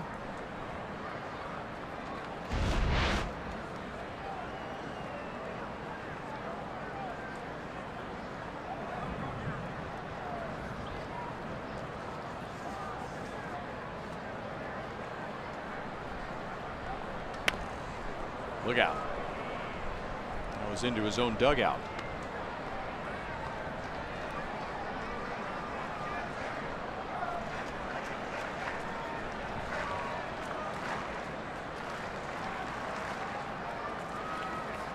Trumbo has a little bit of that focus, visualization, deep breathing that J.D. Martinez had. We were watching just last road trip. Watch Trumbo. He does the same thing. He'll hold his bat out. He looks at it and takes a deep breath. Right here. And Alexa.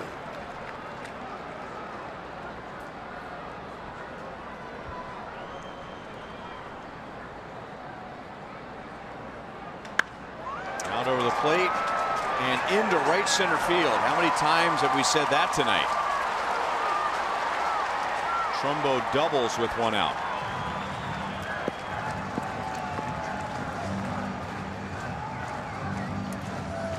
Right center field went with the pitch. It was elevated and went with it. Fastball, but just above the belt. Good, easy, short, compact swing. And he couldn't have hit it with a fungo bat out there any better. Perfectly placed. The Orioles have 9 hits tonight, including 6 extra base hits to right center field. This is Anthony Santander batting for Pedro Alvarez. He's a switch hitter. Alvarez is a left-hand batter.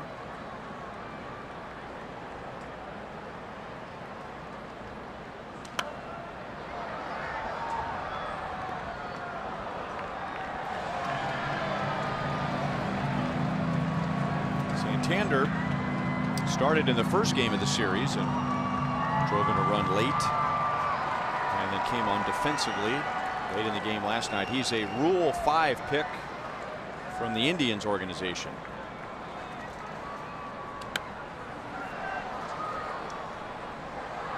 Oh, 0-2.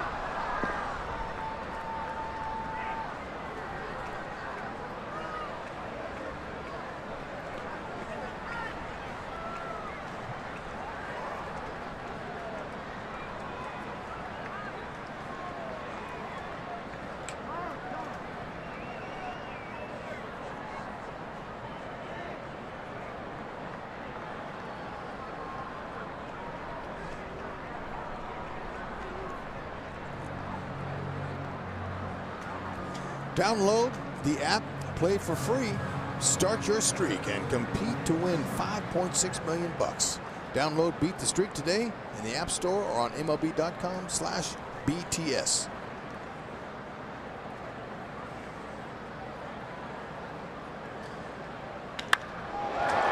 Shot into center field on an 0-2 pitch. Trumbo is waved home. Alex's throw is a good one, but Trumbo just got ahead of the tag. Anthony Santander comes off the bench and gives Baltimore a 4-run lead.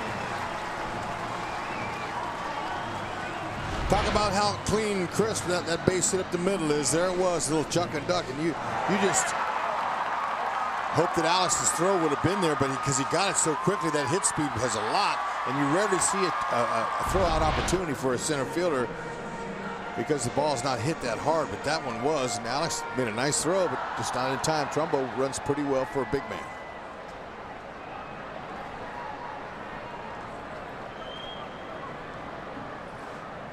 So it'll be Jace Peterson with a runner at first and 1 out.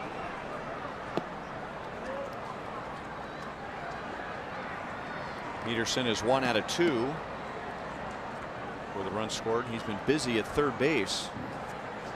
He has started 3 5-4-3 double plays.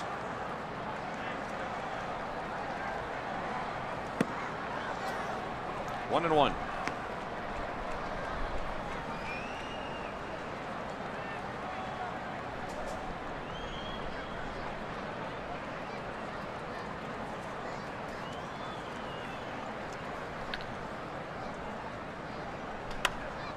Back to Flynn, to Escobar, over to Duda for a double play.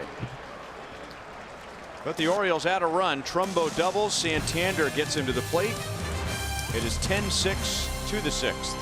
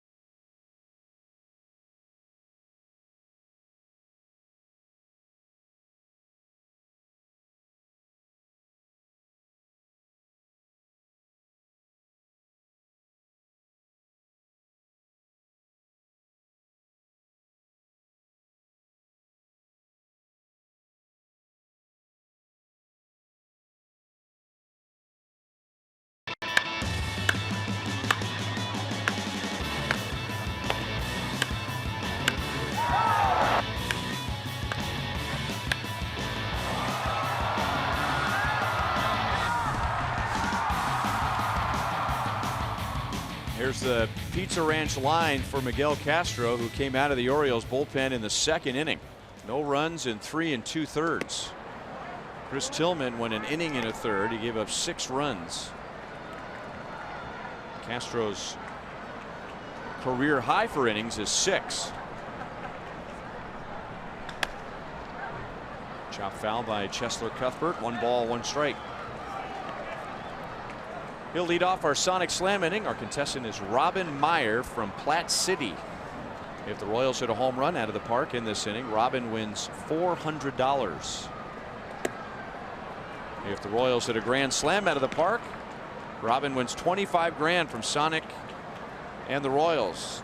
And Robin, we've already had a grand slam tonight. Unfortunately for you, not for the Royals, but He was back in the first inning from Salvador Perez on his birthday.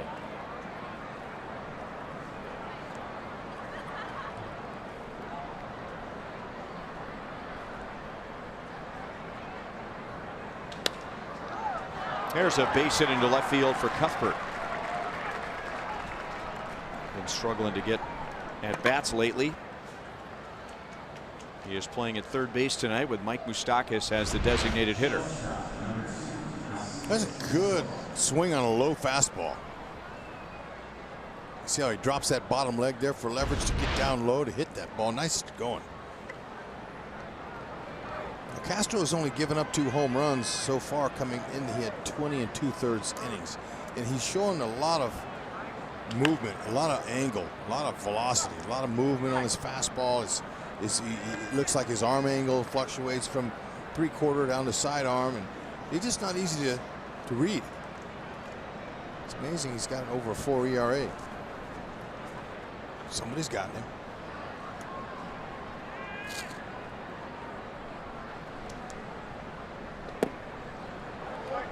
One ball, one strike.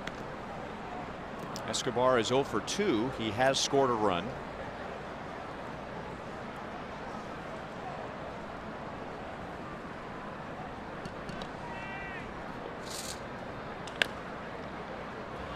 Just foul. 1 ball, 2 strikes. Castro got to the big leagues 3 years ago with the Blue Jays. And he was only 20 years old. Youngest Blue Jays player in history. Wow. 20 years, 103 days old. Huh. Where were you when you were 20 years, 103 days old? Escobar lines it to right. Cuthbert didn't read it right away, but he gets back in time. 1 down. I was in my 4th year in A-ball. Well, this guy was pitching in the big leagues. Dig himself. Well, look at him. His size alone is impressive. Whenever, you know, of course they look for tall guys, and you look at his arm slot. I don't know if his arm slot's always been that way, but that's a funky angle. We're seeing a lot of right-handed batters, and that makes it tough on righties. Cuthbert moves up to second base, even though Cisco got a good bounce off of that brick wall.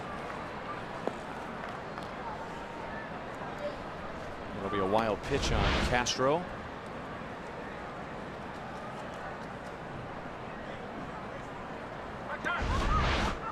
The righty's taking him deep, and the lefty's taking him deep.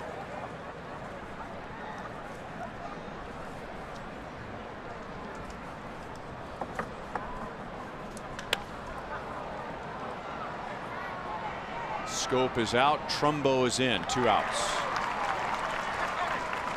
So John Jay is 2 out of 3. And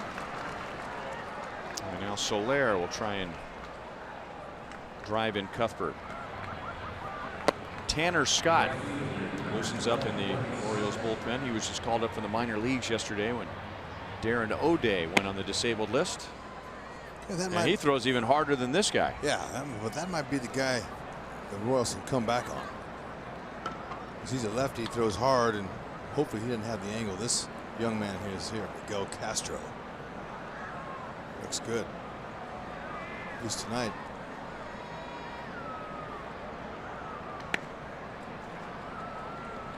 Castro and Cisco figure that Soler was thinking first pitch fastball, so they went off speed. That was a good pitch selection.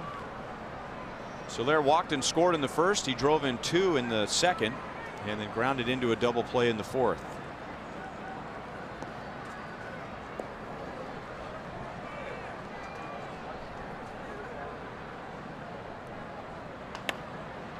Off the end of the bat again. Scope throws him out, and Castro gets around the leadoff single in the 6th inning.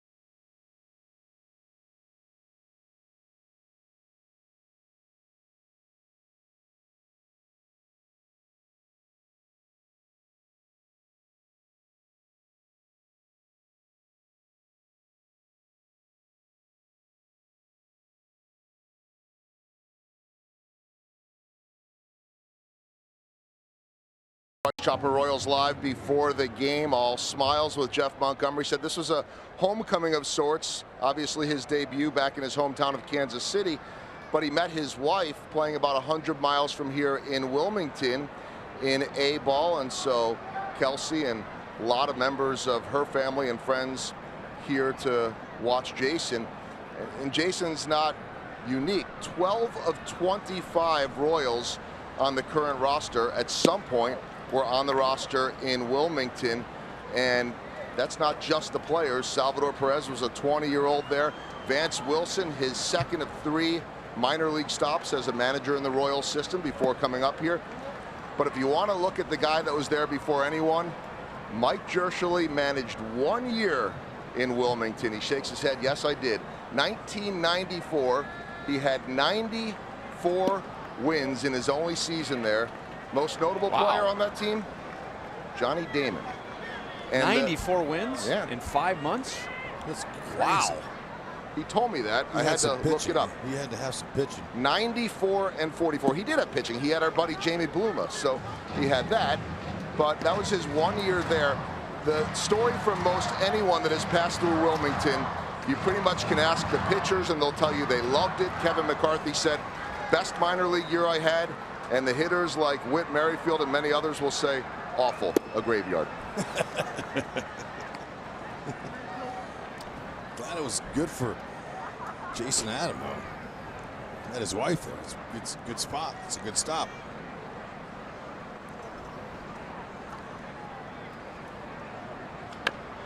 Great report, Joel. Goldie, way to be on it. Got Jerschele some love.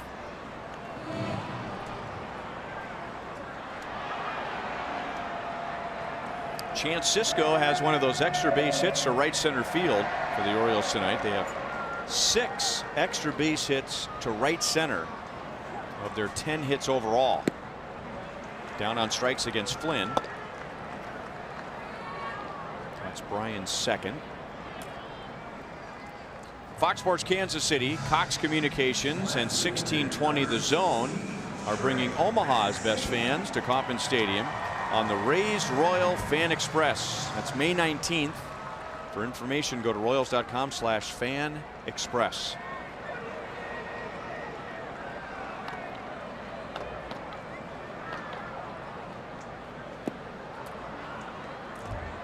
Trey Mancini is a triple shy of hitting for the cycle. He doubled in the first, singled in the third, and homered in the fourth.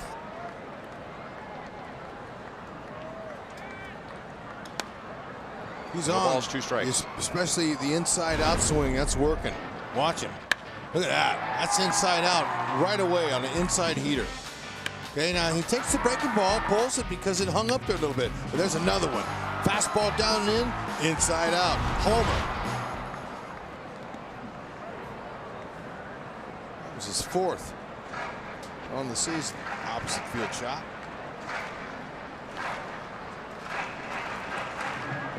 He's a good hitter. He's always hit 300. He's hit 300 in every place he went in the minor leagues, too. 1 year, he hit 280. Shame on him. He's pretty much a natural hitter. You can tell by his actions. He stands straight up, too. I mean,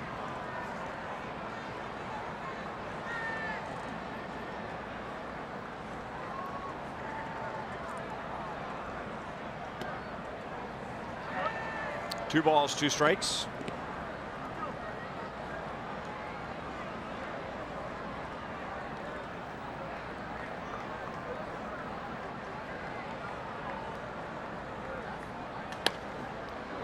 Cuthbert plays the first hop.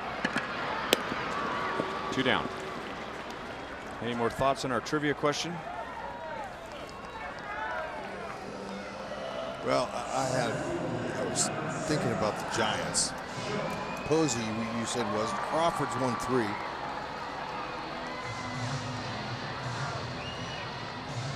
I thought of 2. Jimmy Rollins I thought of him, too. But and then Mark he was, Burley.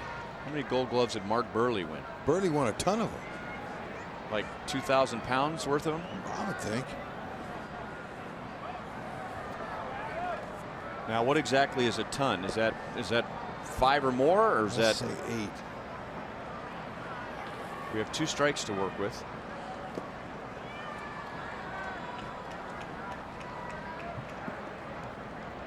Is it Mark Burley? Strike 2. Must have had a half a ton.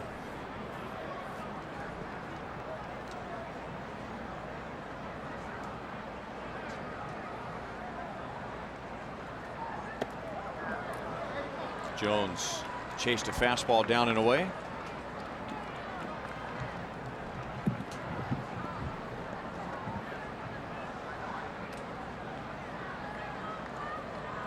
We have 2 of the 3.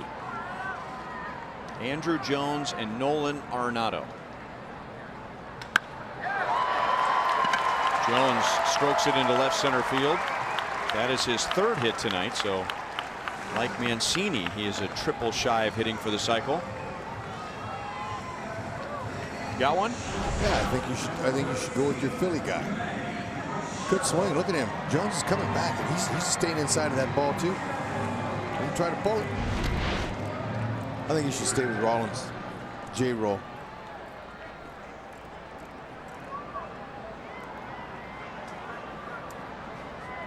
Do it. You feel good about it? I do. Make it official. Is it Jimmy Rollins? Negative. The truck wins tonight.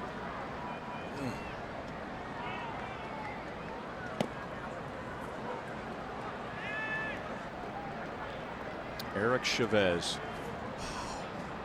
Good. That was a good question. We couldn't. I wouldn't have guessed him.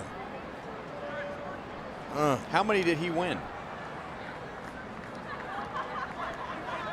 Rollins had 4. Rollins had 4? Jimmy Rollins, yeah. Well, why did you want me to guess him if you've got it right in front of you? Well, I just looked. I thought it was a good. No, I you thought it was a didn't. good guess. No, you didn't. You had that in front of you when you told me to look. 4 Gold Gloves. Okay, it was more than 4. More than 4. Okay. Well, it's okay. We gotta let them win once in a while. No, we don't.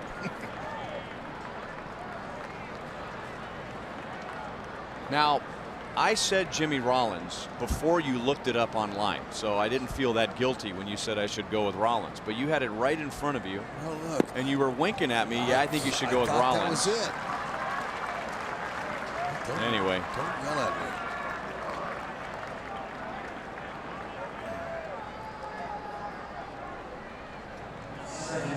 me. He had 6 Gold Gloves, Eric Chavez. That's great, Hud. 2001 through 06.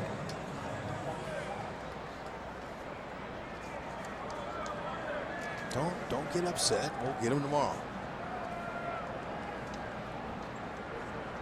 With 2 outs, the Orioles get a single and a walk. And now Jonathan Schoop.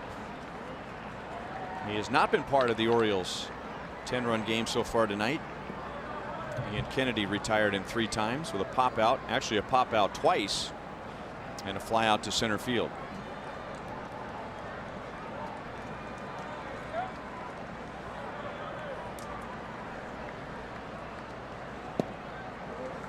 Able to check his swing. 2 balls and no strikes.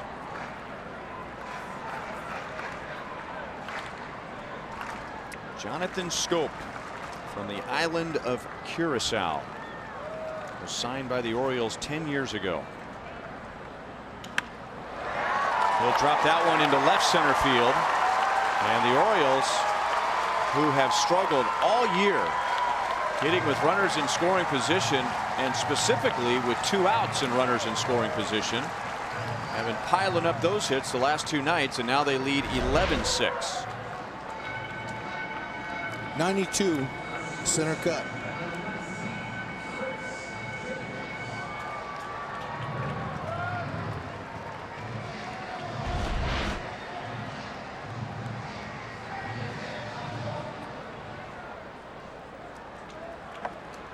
And now 1st and 3rd for Chris Davis, who already has a hat trick tonight. 3 strikeouts, 2 against Kennedy, 1 against Flynn.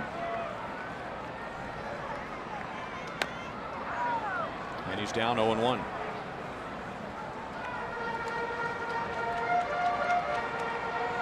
Eric Chavez, I remember,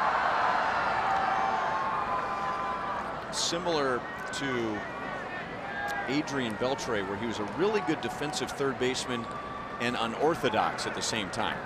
He's had a natural feel for that position, and in a way that you probably couldn't teach somebody else. Yeah, I watched him play for a lot of years, being in that division, but I would have never guessed him.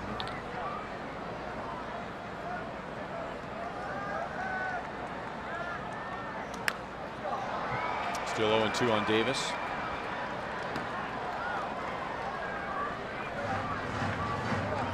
Royals led early tonight 4-0 after a grand slam from Salvador Perez in the first inning. The Orioles got 3 in the bottom of the first, but the Royals answered with 2 in the second and led 6-3. And now the Orioles have scored 8 unanswered runs. 1 ball, 2 strikes. They were due to break out.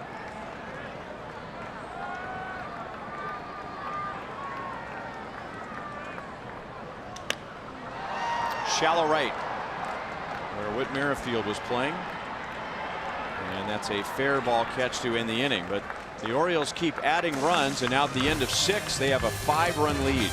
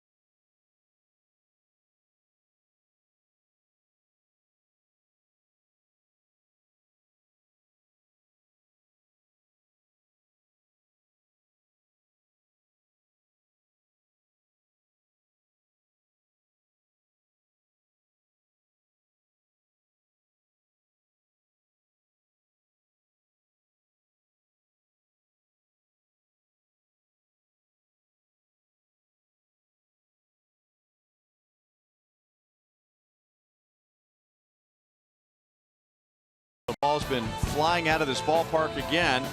That's a grand slam for Salvador Perez on his birthday in the first inning tonight. Then Manny Machado hit a 3-run home run for Baltimore in the bottom of the first. Adam Jones a 2-run shot in the third, and Trey Mancini hit a 2-run shot in the fourth.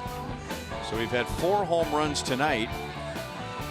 There were 2 last night, and there were 8 home runs hit in the game on Tuesday. Here's Tanner Scott, who's called up from the minor leagues, recalled from the minor leagues. He has pitched 3 games at the big league level earlier this year, and he can bring it. And there's a fastball at 97 under Mike Moustakas' chin. 6'2", 220. Fastball, slider. And his slider is the pitch that's really come on for him. Pretty nice, easy arm stroke. Orioles manager Buck Showalter was telling me before the game that this young man, he's got the impressive upper 90s to 100 fastball, but the slider has been his pitch that has got him here. Let's take a look at it. There it is.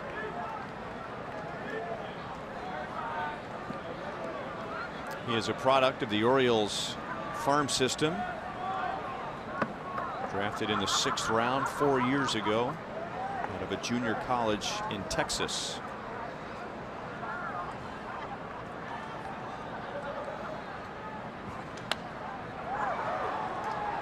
I was reading up on Tanner Scott when he was called up yesterday. And I was reading about his welcome to the big leagues moment. Okay. Everybody has one of those, right? Mm-hmm. And I don't mean that in a good way. Uh-oh. 3 balls, 2 strikes. I mean, you can have a positive welcome to the big leagues moment, but usually when you say a welcome to the big leagues moment, it's a humbling experience. I think so. Correct? Uh-huh. Happens all the time. Pulled foul. Well, for Scott, it was in his big league debut in September of last year against the Red Sox. He gave up 2 runs in his first big league inning. Not the first rookie to do that, but Dustin Pedroia hit a 2-run double on a 99-mile-an-hour fastball. And I'll bet that didn't happen very often to him in the minor leagues. Right. Probably not. Yeah. That's hit well to center, but Jones backpedals and brings it down for out number 1. Yeah, he probably, that was a wow moment for him, probably.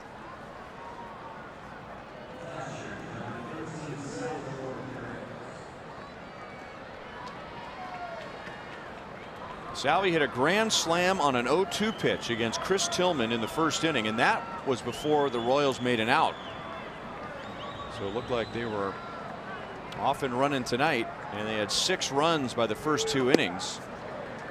But Miguel Castro came out of the Orioles bullpen with 1 out in the second inning, and he pitched 4 2/3 scoreless. He dealt. Kennedy was just missed in the middle a little bit tonight. Didn't it? One of his better nights. Huh.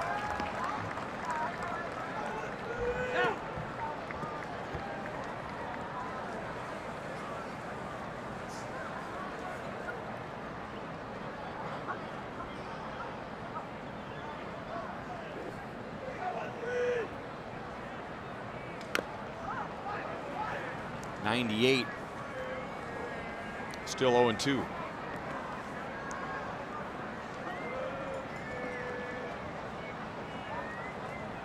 The layoff for Salvi hasn't affected his hitting. If you go by exit velocity, half of his balls in play this year have been 95 miles an hour or harder. That leads the Royals. It's pretty good. Half the time you put the ball in play, you have a positive exit velocity. Yeah. It means your eyes are good. You're squaring it up.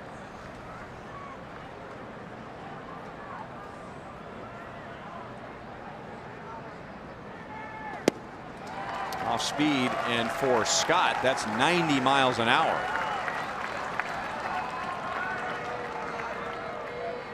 Two down in the 7th inning. If you purchase 20 or more tickets for a single game, you'll receive 20% off. Group tickets are available for all home games, and groups of 20 or more can save big. Suites and party areas are also available on a nightly basis, so plan your company event or get together with friends or co-workers. Royals.com, and email group sales to start planning your next big event. Royals.com, group sales. Royals, going back to the major renovation, which was completed in 2009, have added a lot of great areas to watch the game. Expanded the dugout suites. The suites themselves are much improved. 99 miles an hour strikes out Lucas Duda, and Tanner Scott is impressive with a 1-2-3 7th inning. Baltimore leads 11-6.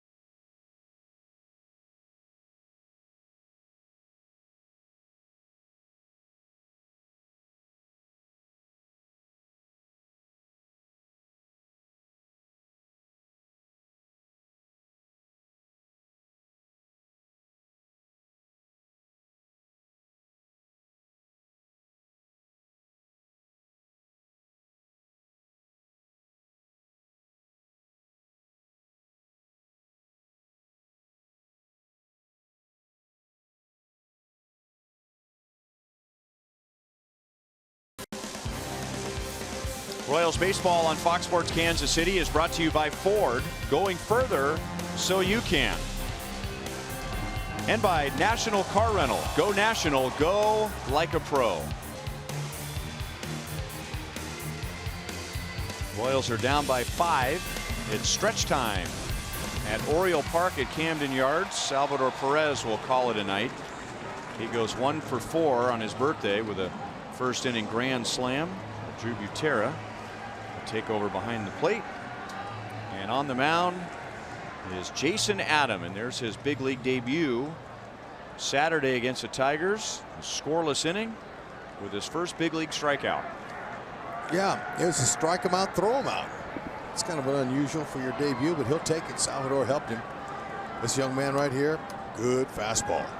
Mid-90s, maybe some better. See some 97s.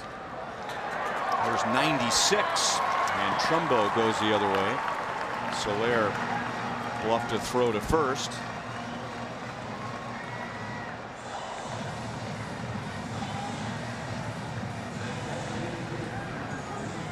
Adam has a curveball and a change that he'll use as well, and curveball's a good one. Let's see this. A fastball in the outer half of the plate. Look at that Trumbo. Trumbo never swings like that.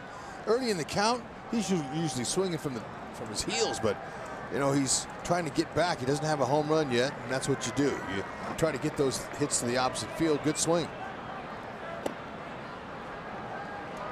Anthony Santander, switch hitter, moves over to the left side and takes ball 1. He came off the bench and batted for Alvarez in the 5th inning and drove in a run against Brian Flynn.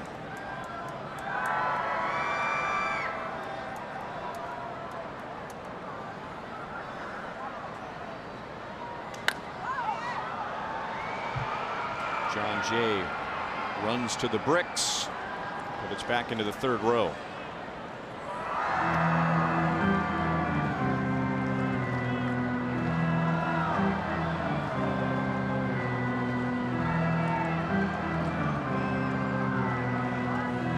Chance to talk to Jason Adam the other day. I said, who's your biggest influence out there in the bullpen? Who's helping you out? He says, you know what? We all help each other out, but you know, the veteran guys are helping more. There's one that should stay in. So Blaine Boyer's really been good to him. He said he's a solid man, giving him some good advice. But hey, Royals fans, if you can't catch a game on TV, you can stream games live on your mobile device. Download the Fox Sports Go app, log in, and stream the Royals. It's presented by T-Mobile. You gotta have help. Even if you're a veteran player, you still need help from your teammates. A little encouragement goes a long way. But when you're new, man, you know, you just are all ears for the most part.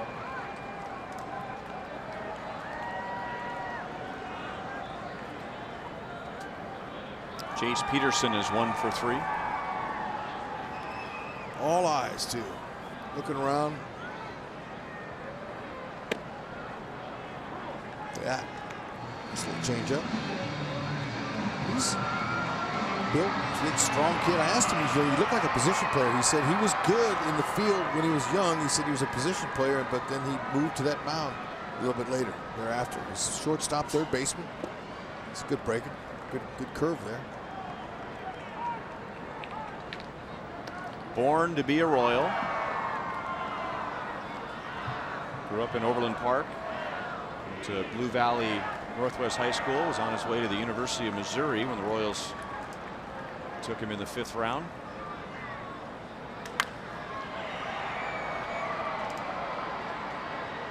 John Jay will make the play in left field. It's one thing for a kid to say, yeah, I grew up and used to go to my favorite team's games. It's another thing when your family packs up and heads to Arizona to watch the team in spring training. Yeah. How closely his family followed the Royals. And I remember in 2014 when the Royals acquired Josh Willingham from the Twins, they were excited about getting a veteran right-hand bat. It would be a good influence on and off the field, but everyone was also heartbroken because Jason Adam was part of that trade and went to Minnesota. So it looked like he was not ever going to be a Royal. If he was going to get to the big leagues, it was going to be with another team. There you go. Easy fly balls. And Jason joked that was his contribution to the pennant in 14. Getting Willingham to the Royals. Jason.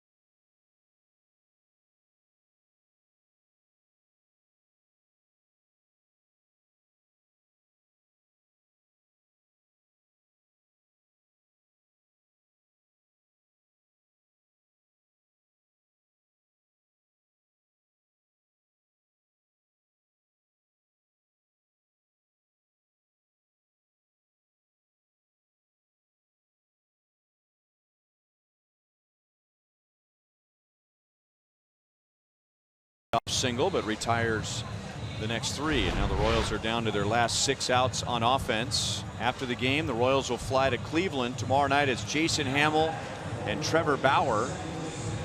Jacob Junis against Mike Clevenger on Saturday, and Danny Duffy and Corey Kluber on Sunday. The Royals will not see Carlos Carrasco. They will not see Danny Salazar, who has been on the disabled list all year with right shoulder problems, and now he just got an injection in his shoulder, so he's a subject of our University of Kansas injury report update. Get up. Merrifield hit the wall where the scoreboard meets the padding, so it bounces past Trumbo, but Adam Jones came way over from center field to back it up. And that's Witt's second hit tonight and the 3rd time he's been on base. Yep, and you know, he slowed down way before second base, and you know, 5 runs down. He could have had 3 if it was a lot closer game. He would have, but he didn't want to take a chance of getting thrown out of third base. Okay, he took a funny carom. How many center fielders today do you see hustle over on a ball hit to right field? That wasn't hit to right center field. That was hit to right field. Well, not a lot. Adam Jones did. But Adam Jones, being here his whole career, he knows that wall well and right. That can happen. So he was heads up on it. That's the one thing you want to do, especially when you're going bad like the Orioles have been, and that is just going. That is 0-2 on Alex. Hustle, always hustle. Yeah, he came up with Seattle, Adam Jones. So he hadn't been here, but most of his big league career has been with the Orioles. So he's played a lot of games. He's played coming into this year over 1,400 games. He knows all about it.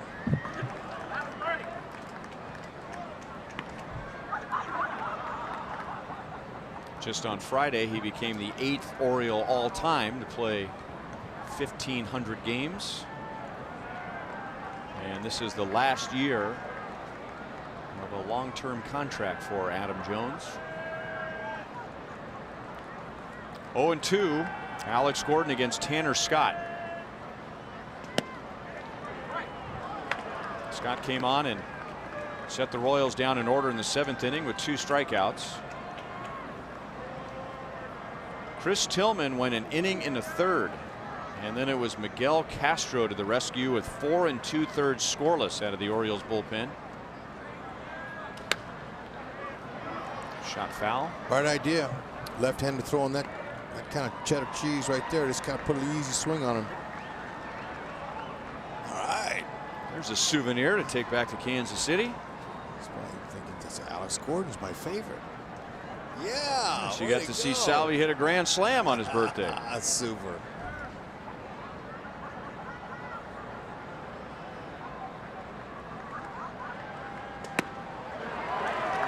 He went around 98 miles an hour. How long will it take for her phone to ring and for somebody back home to let her know she was on TV? Not long. Our Pepsi fan of the game. Nice going.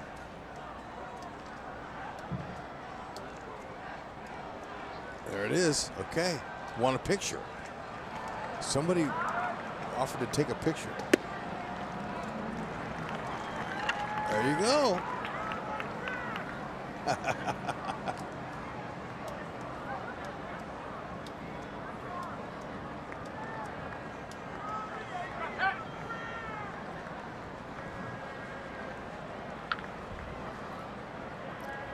Cuthbert walked and scored in the second inning. He also has a single tonight. Just outside at 96.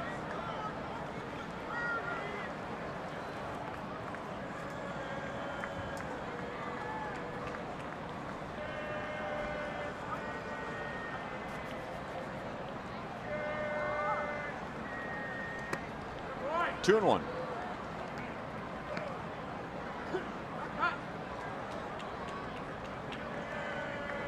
That's why you come out to a ball game. Have fun. And that's not necessarily in foul ball territory. Yeah, they're a little shocked. But Alex took care of him. So you're going to have to get a ball that bounces in there, because anything high is probably going to land in the level above. So tonight was her night.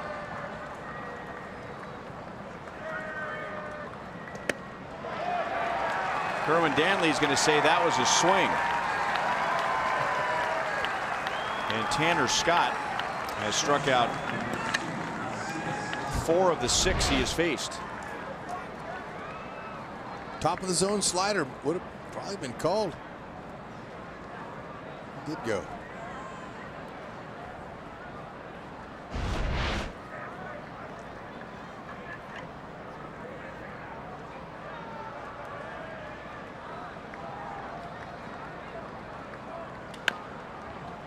Grounded foul.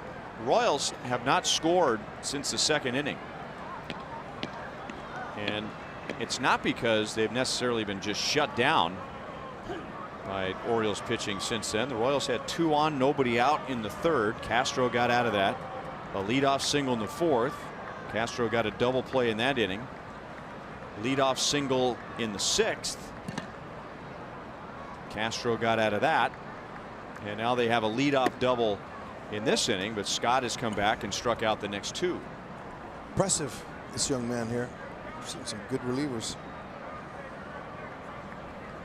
Royals had really picked it up over their previous 11 games with runners in scoring position. They are just 2 out of 11 tonight.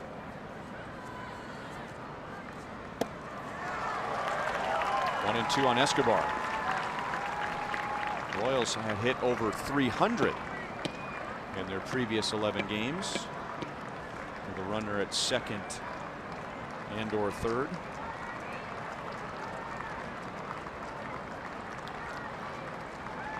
And Orioles pitchers have had 3 double plays tonight. Scott jumped too soon, but he recovers and gets Escobar to end the inning.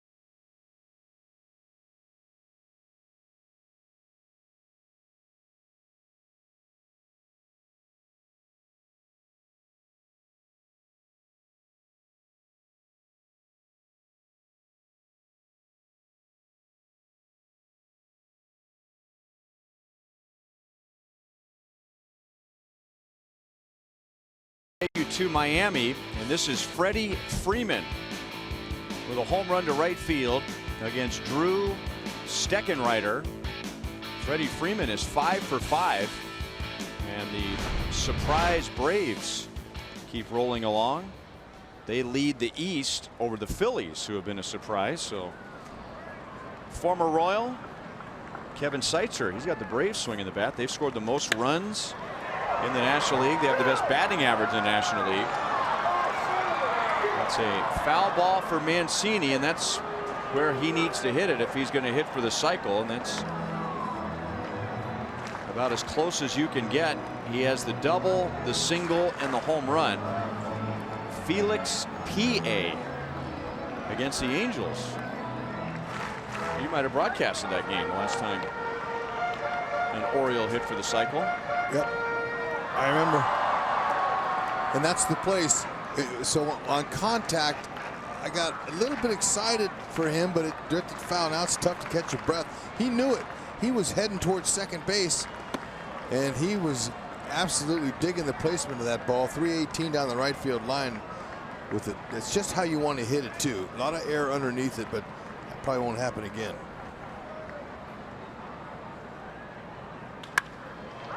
Hard hit and right to Witt.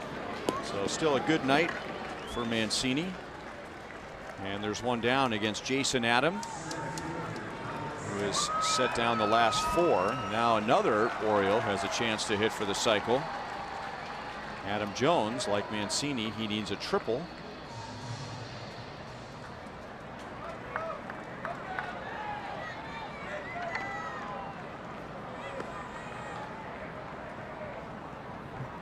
Adam against Adam.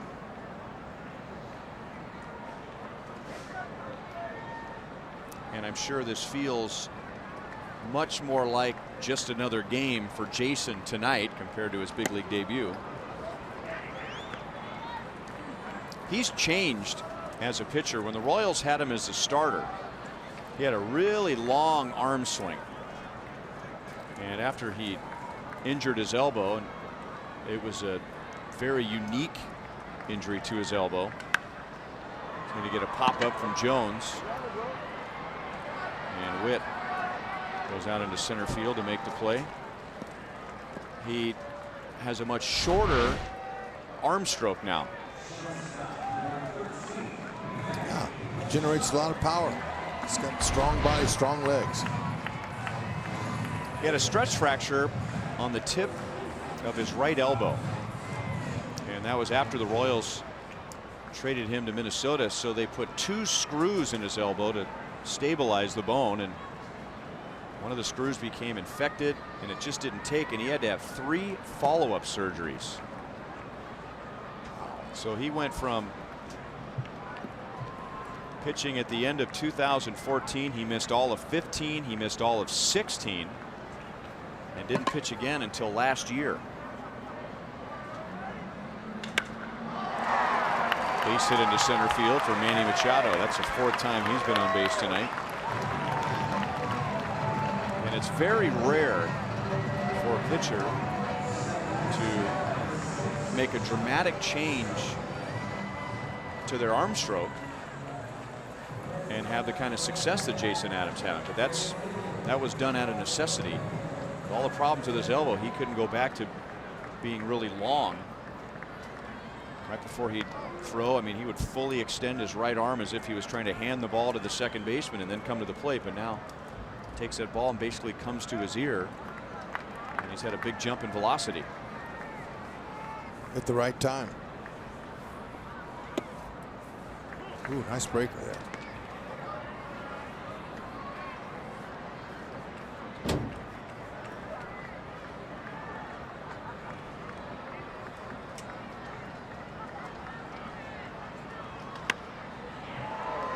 Another pop-up. Just getting him out. Nice So job. Jason Adam, as a big leaguer, has 3 scoreless innings. Last call for the Royals. They're down by 5 to the 9th inning.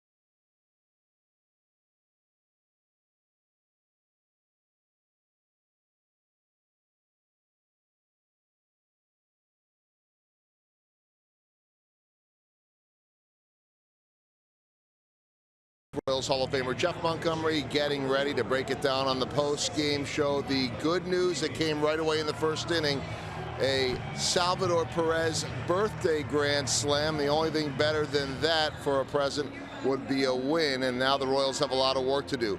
We'll talk about this one, get you ready for Cleveland over the weekend, hear from Ned Yost, and more coming up on Boulevard Royals Live. Ryan? All right, Joel, we look forward to that as Craig Gentry takes over in right field for Mark Trumbull. And Michael Givens will pitch the 9th inning with a 5-run lead. The Royals have the top of the order coming up.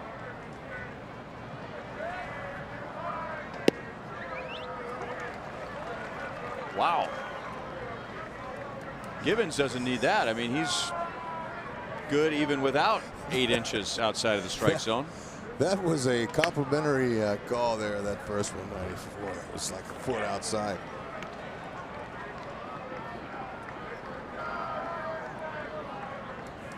John Jay has had a good night. He's had a good series. And he's had a good month of May so far.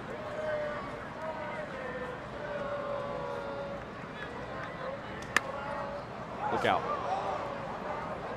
That hit an empty seat. Almost got a Royals fan who was walking up the stairs. Never saw it. The guy was on his way out. Yeah. And almost got hit in the back by a line drive. Well, Givens is no walk in the park. He's tough. We saw him in game 1. 93, 98. Hard slider, heavy sinker, slider, changeup. Low 3/4 arm slot.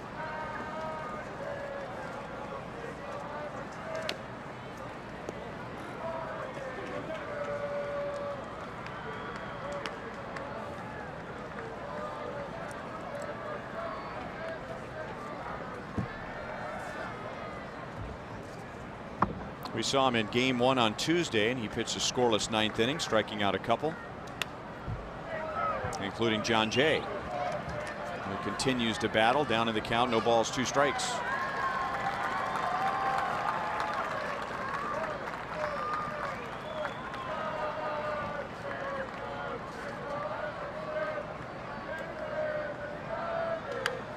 Another foul ball.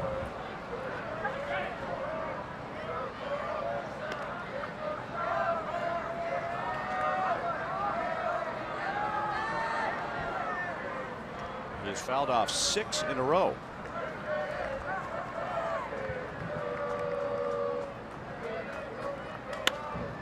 Too bad. And a line drive right to Peterson at third. Good at bat.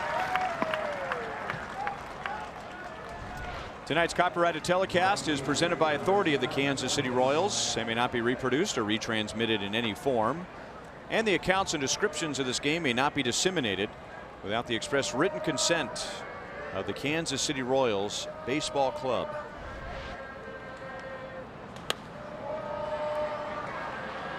Davis over to the side wall, and it's in the 3rd row. Ryan Lefevre, Rex Hudler with Joel Goldberg and Jeff Montgomery. They're coming up after the game. Our director is Steve Kurtenbach. Our producer is Kevin Cedergren, along with associate producers Sam Abramson, Dave Holtzman, and Casey Carter. Jammed, and that's a fair ball. Oh, is he going good? And Jorge Soler is on base 3 more times tonight. You are loving that. You get a hit like that off your fist. And I don't think it broke his bat either.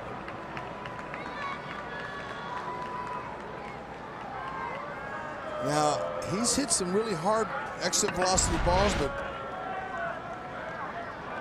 that one right there was 50 exit velo with some spin on it.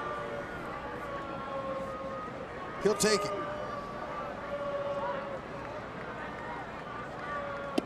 Mike Moustakas has been on base a couple of times with a walk and an infield single. He just keeps piling up the infield singles this year.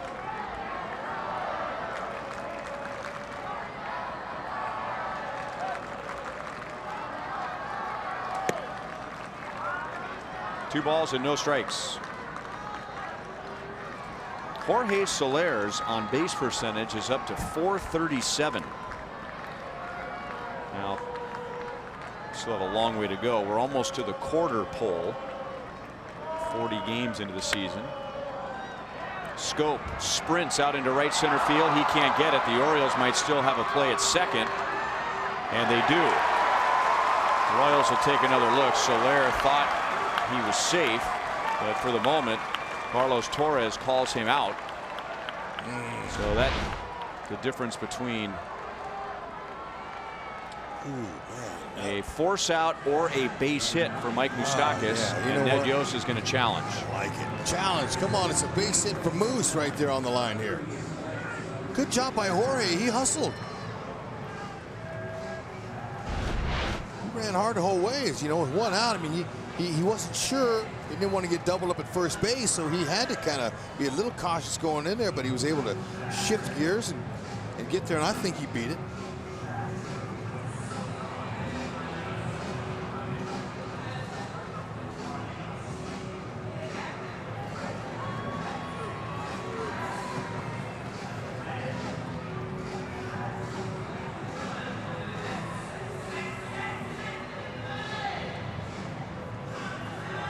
I think he's safe. Well, the connoisseur of replay hasn't been wrong all year. Why would he start now? He's 11-0. Yep. Bill Duplessis.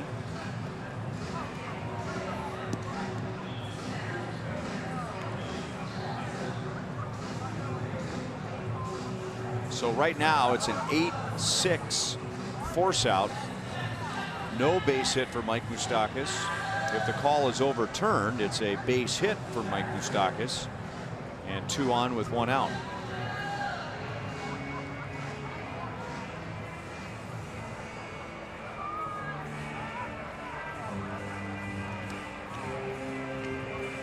I think he beat it. Oh, right there. It looks like his foot's on the bag, and then the pop of the glove 1 frame later.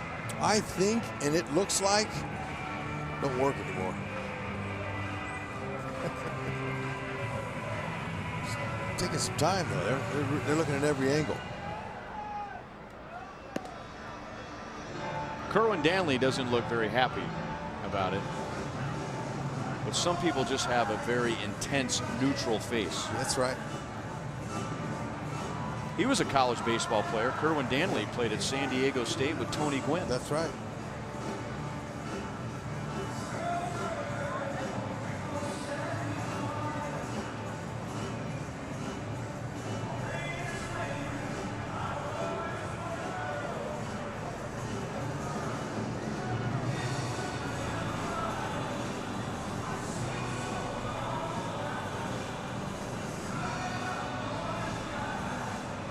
And that's all they can do, is just stand there and wait for word from New York.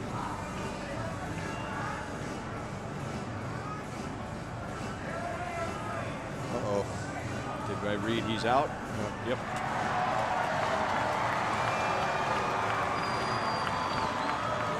Oh well, you're gonna like that. It's a good effort for Moose, and it looked like.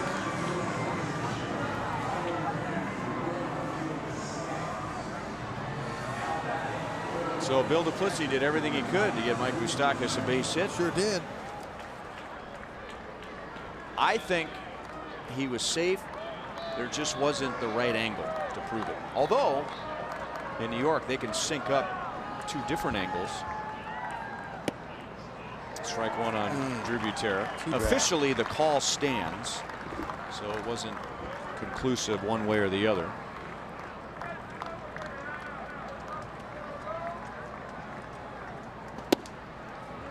One and 1 on Drew Butera. This is his first at bat. So Bill Duplessis is 11-1 this year in challenges.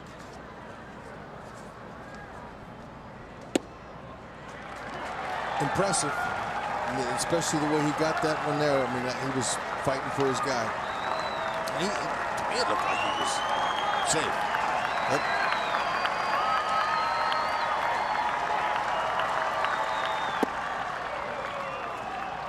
2-2 on Drew. He's had 1 at bat in this series prior to tonight.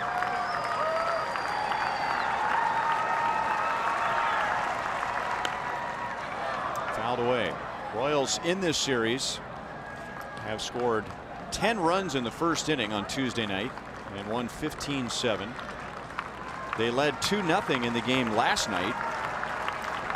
The Orioles won 5-3 and they led 4-0 tonight. And at one point 6-3.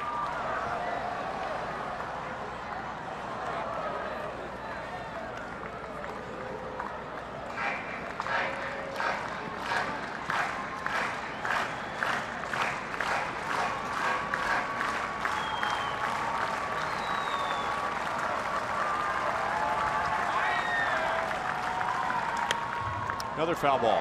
Drew's battling. It happens so often. The team is really struggling. They have a long losing streak.